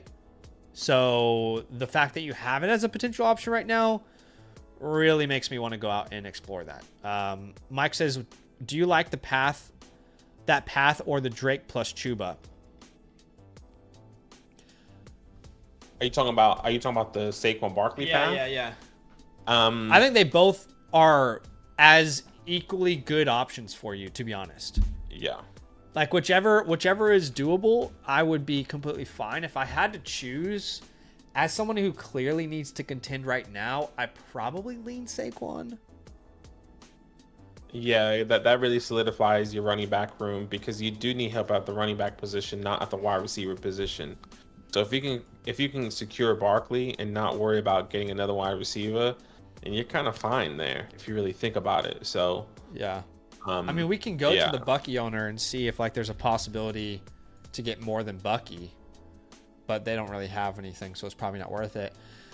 Yeah, I mean, I probably prefer Saquon just because, again, you really want to try out and go out and win it all right now with this team with no pick in 26. But I think both accomplish this, a similar goal. Same thing, yeah.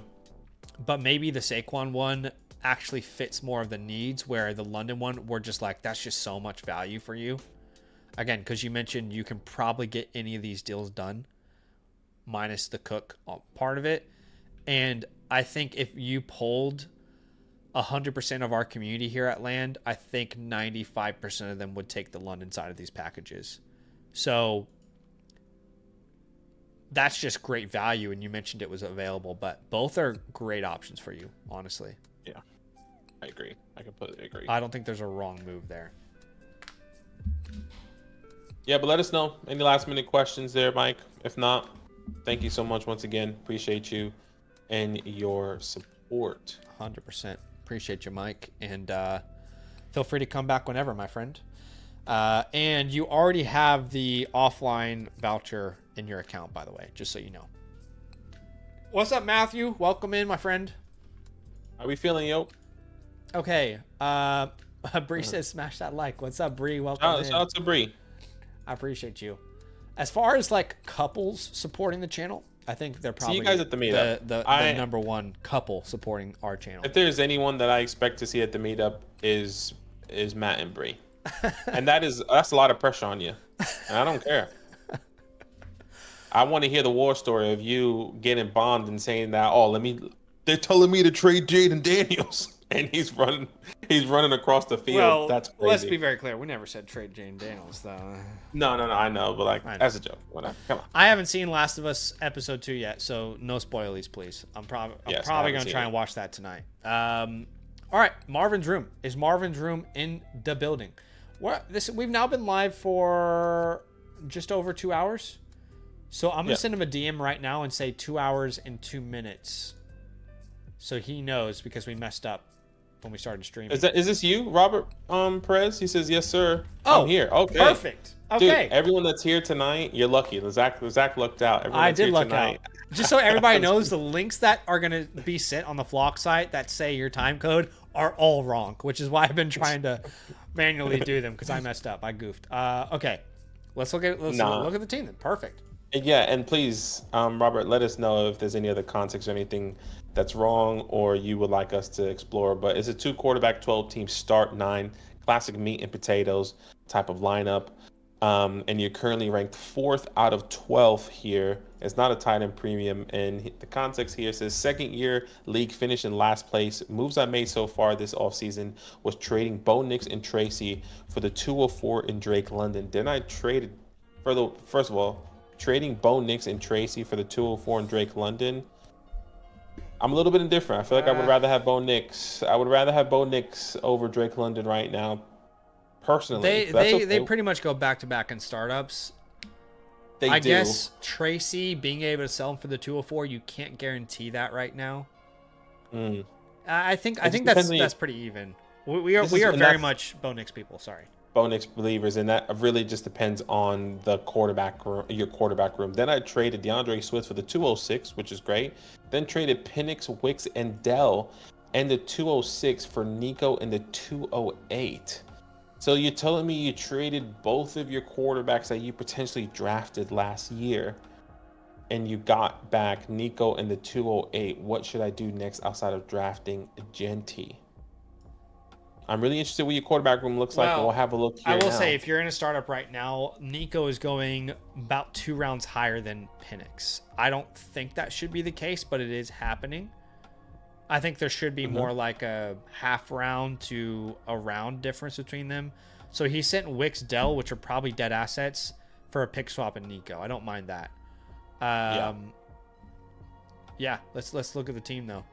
Yeah, no let's have a tight look end at this premium, team. by the way. No tight end And premium. Once again, we could use some ranked quarterbacks. 4. I'm kidding. I Kyler mean, Murray. honestly though, like Nix and Penix are probably the 2 quarterbacks I would not have wanted to sell on your team. But So that's all right. I would have sold. I would have sold the opposite actually. If anything, I would have kept these. And I get it. Like you were probably in a tough spot, right? Like all right, let's look at the team, and then we'll have a breakdown. Kyler Murray, Trevor Lawrence, which means you had Bo Nix and Michael Penix, which I get because your wide receiver room, you didn't have Nico and Drake London. But at the running back position, you have Ramondre Stevenson, Jordan Mason, and that's it. The worst running back room in the league according to Zach's rankings. At the wide receiver position, you can start up to 4 wide receivers because this is meat and potatoes. Nico, London, Marvin, Ricky, Jacoby. So you have some starting wide receivers here, especially Ricky if he is going to be taking the next step with Dalton Kincaid. You have the 101, the 105, and your 20. I got to be honest. I'm just not exactly sure what those moves that we made, what we were trying to accomplish. Again, I'm not trying to be harsh. I'm just trying to be real. Well, look, I guess you can make the case like you add Genty to this roster. I didn't see the 101. So let me shut up for a second and think about this for a second.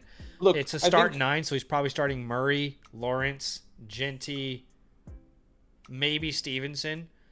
Then Nico, London, Kincaid, and you can only start 2 more names, which would probably be Marvin and Ricky.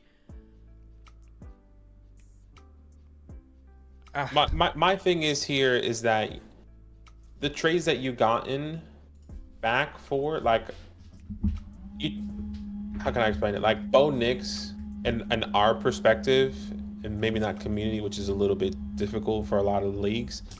You probably could have gotten Drake London plus more than the 204 for Bo Nix, a top quarterback in the league right now, which I know a lot of people don't view it that way. I actually don't think I agree with that though. No, that's how I feel. I feel like you could have gotten a plus. When it comes down to the Michael Penix one, that one is also kind of, I think it's just difficult because people like Nico. I think the Penix one was good value Penix. based off current startup. He basically like used Nico 2 dead Penix, assets so. in Wicks and Dell to move up 2 rounds in a startup for the pick for spot. the 2 rounds. Yeah, that one I'm okay with. I think for me it's good. the Bo Nix one. Yeah.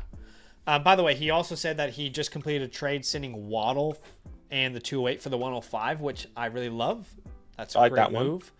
What's up, John? He says, how do I get my team reviewed? Let me just quickly let John know that we give out these team playbooks after we review your team live. It's a game plan for your offseason. You can get that 2 ways. First way is by becoming an annual Mother Flocker member with the promo code LAND. You'll get a voucher that you can use through the Flock store. Obviously, just choose Zach and Badaki and the voucher will be there. The other way is if you're a member on a different promo code already on the Flock site, you go through the same process through the Flock store, but you just have to purchase it a la carte. You can also check out the link in the pinned comment, which will take you to our link tree, which is a more direct option for you from YouTube. But yeah, I like the Waddle move. Robert says, I also drafted Caleb, which I sold in season for Kyler, Ricky, Swift, and a 26 first. I'm indifferent. Drafted Caleb, which I sold this season for Kyler, Ricky. I'm indifferent on it. I mean, Swift is a nothing burger for me. That 26 first, I'm guessing is Leggett's. Where is he ranked right now? He's a middle of the pack team. So if that ends up being a late first, Ricky and Kyler, look, that's probably about as much you could sell Caleb for right now, but I think he has a chance to really improve his value. You had a lot of these quarterbacks. Well, actually, no, you traded for Kyler. It's just shocking that you had so many quarterbacks, but that you weren't able to get like running back room looks like this. Yeah, especially you're doing Dynasty, looking for your input on where to go next, and that's okay. Yeah. Like, by the way, we're not trying to pile on at all. I hope that's clear. We're just digesting your team as we go, and it helps us. You're actually helping us a lot to give you direction, right? I hope that's clear. You're actually not good at them, joking. We appreciate you, and no, yes, Zach, like Zach said, it is important that we know as much context as possible. Okay, so, Untouchables. Well, Untouchables, there really isn't one outside of the 101. The 101, but and we might be selling that potentially. Holds, I would say Pearsall's a hold. Marvin is a hold. Marv, Kincaid, and Jordan Mason. I love that you have Jordan Mason. Robert. Okay, we're on the same page there. As far as drops, you can probably drop Baker. I don't think anyone else I'd comfortably drop on this team. If you had to, you absolutely had to. Maybe it's Sinnott, which feels strange. Well, Brenton Strange is on the waiver wire. Brenton Strange is on the waiver wires. There's a couple of people you can pick up. Might prefer Strange over Sinnott at this point, but anyway. Yeah, I'm picking up a lot of people on the waiver wires actually. Yeah, I love see Strange. Estime is a good pickup. Elijah Mitchell's out there. You should pick up. I like to pick up a Wandell, Keyshawn Booty. Yeah, Brenton Strange, I think is definitely. I don't think he's gonna have a lot of space. So let's just say our number one. For me, the number one pick would be Strange of all the options. Yeah, no question. Okay, no question. Because he probably doesn't have a ton of space. Okay, thinking about the starting lineup right now, it would be Kyler, Trevor, Genty, Stevenson, Nico, London, Kincaid, and then we start Marvin and Ricky. We haven't introduced the 105 to that yet. That quarterback room, though, it really is the definition of mid, having those two guys as your starters. Regardless. Oh, how the cockroach has fallen. Look. Kyler. It's just, he and Marvin are not on the same page. It's a little confusing. There's spurts, but it's confusing. Okay. So.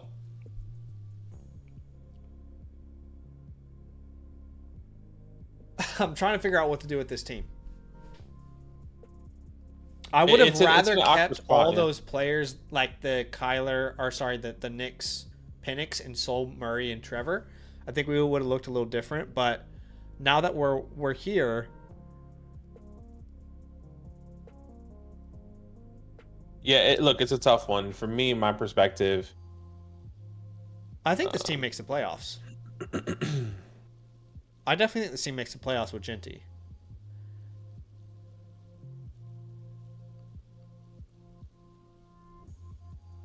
Yes.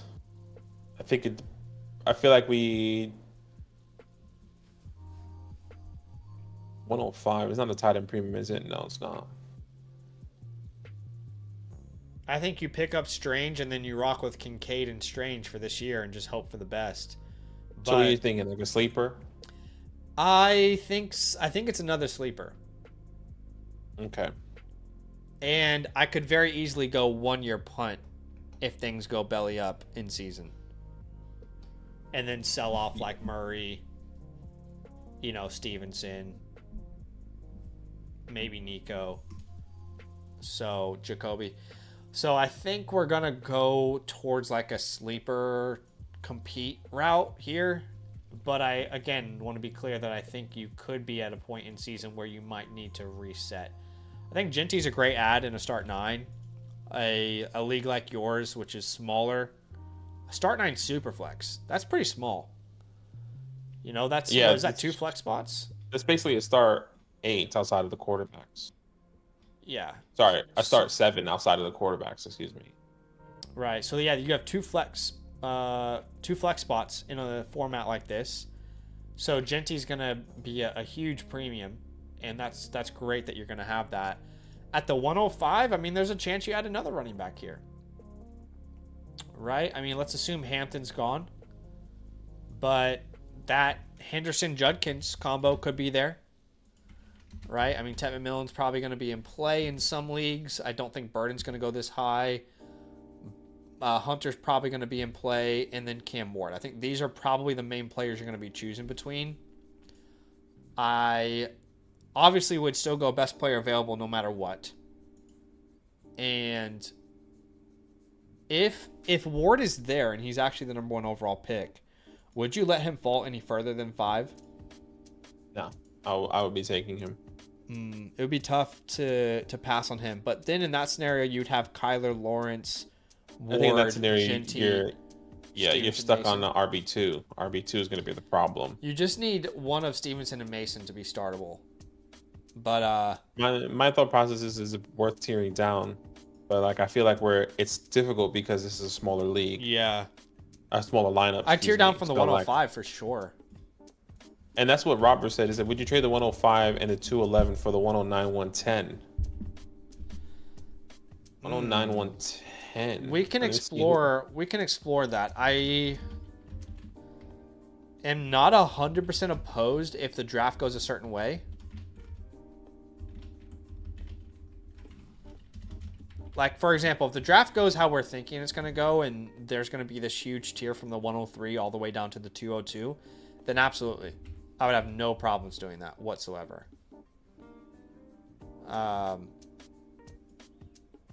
But let's explore those options, because I would rather keep Ginty with the premium and, you know, how much he will add to this league. I really think in this sort of league, you probably need to stick and take the generational asset. Yeah, the word generational is overused, but you guys get what I'm saying. So the guy has a 109, 110. Team 1, that kid. Could you sneak Diggs in there? Yeah, I was saying, can you sneak Diggs, Shakira, something? I'll be okay with one of those guys being added. And you already said you're going to add the 212. Yeah, I mean, come on. Surely they can sneak Diggs in there.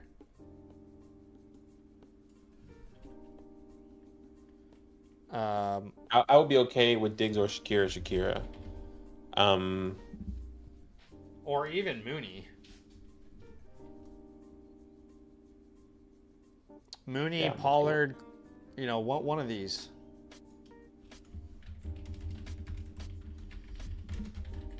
$107. But I think that would make a lot of sense. Again, you know, I'll show you today's video, for example, just because this is very relevant to someone like Robert here. Today's video. Where is it? Hold on. I don't know why I'm struggling to find it. Okay. Okay, so in today's video, how can I show you? Where is it? Okay. So there was a mock draft that we used today. And in this scenario, you saw that for me in tier 3, it goes from Cam Ward to Loveland, but it actually goes further than that. It actually goes all the way to the 202, which had Sanders and Golden in it. So if this is actually how it panned out, yeah, you're going to miss out on Henderson or Judkins if they even get the capital worthy of it, right? But you're going to have, what was it, the 110, the 111? Is that right? Yeah. The 109, the 110. So you're going to be in a position where Warren could be available, Caleb Johnson if he goes to the right place, maybe Hunter Falls, Igbuka. And you can even decide, hey, let me trade the 110 for Ken Walker. Let me trade the 110 for James Cook, Josh Jacobs. You know, can I trade the 109 for Jonathan Taylor and then take a receiver? Can I get a Jonathan Taylor and a Luther Burden, a Jonathan Taylor and a Igbuka and a Warren? You know, so depending on how it goes, I'm definitely open to a scenario like that. But I think it's something your team, particularly with very clear needs at running back, you might want to wait until the draft happens itself to find out where those tiers lie. But I would definitely be open to it. Yeah, for sure. I agree. I would be open to that as well. 107 is team 3. Yep. They do not have many in-between assets, do they? But they have Knicks. Can we try and... I would honestly... I don't know if this is crazy. Would you just do Kyler or Lawrence to get back to Knicks here? Yeah, I would. I think I would do this too. Because I think I'm getting the same player. The same value of player. Yeah, and look, it's really not that necessary. And you're tearing back down at the 105. We're in a tier that... we can still get similar value, so I'll be okay with that. And maybe they perceive Murray and Knicks as the same value. They won't feel that way about Lawrence, but if they do, then can you also add like a... oh man, this guy has this. The assets on this team are so weird. I mean, you couldn't do like a Hawkinson Kincaid swap, could you? I mean, maybe you could. Maybe you could if they think that they're the same value. I don't know. That's going to help you compete right now. If they don't feel that way, I mean, can you do like a Tracy ad where you get Tyrone Tracy here and you send the 212, for example? So there's some real flexibility there. He says the guy with the 102 and the 104 is also sending offers for the 101.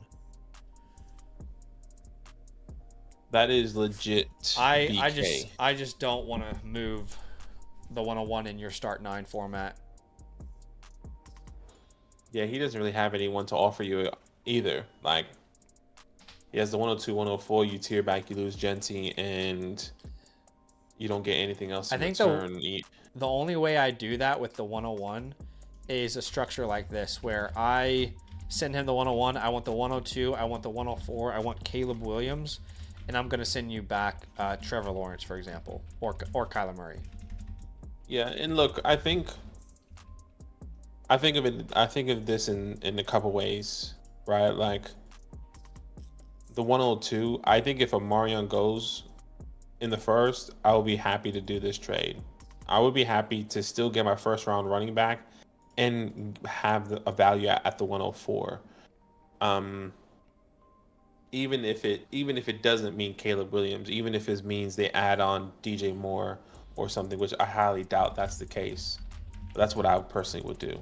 Yeah, if you want to trade back just one spot, let's say there's a player that someone's obsessed with, and you can grab Ken Walker on top, or send that 212 with it, or like an Ayuk, for example. If you want to send that 212 back with it, those type of things could be available in draft.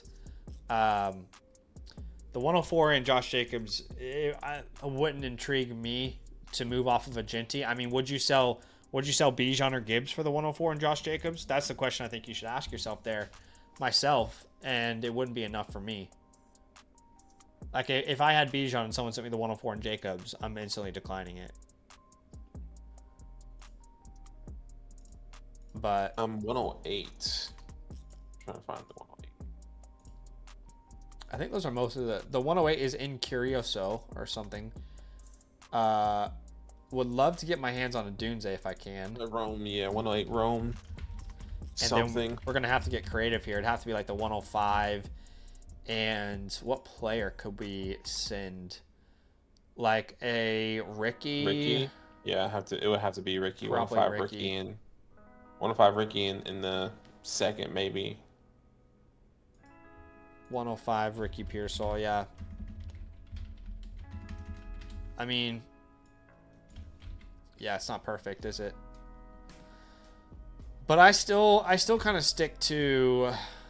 I'm more open to moving off the 101 if multiple running backs go in round 1. Yeah, but I'm definitely more open to that. I still feel like Genty's just one of those assets in the start 9 that you're not going to be able to trade for. The Bijan, the Gibbs, those types, Yeah. But that's probably the path we would take with this team.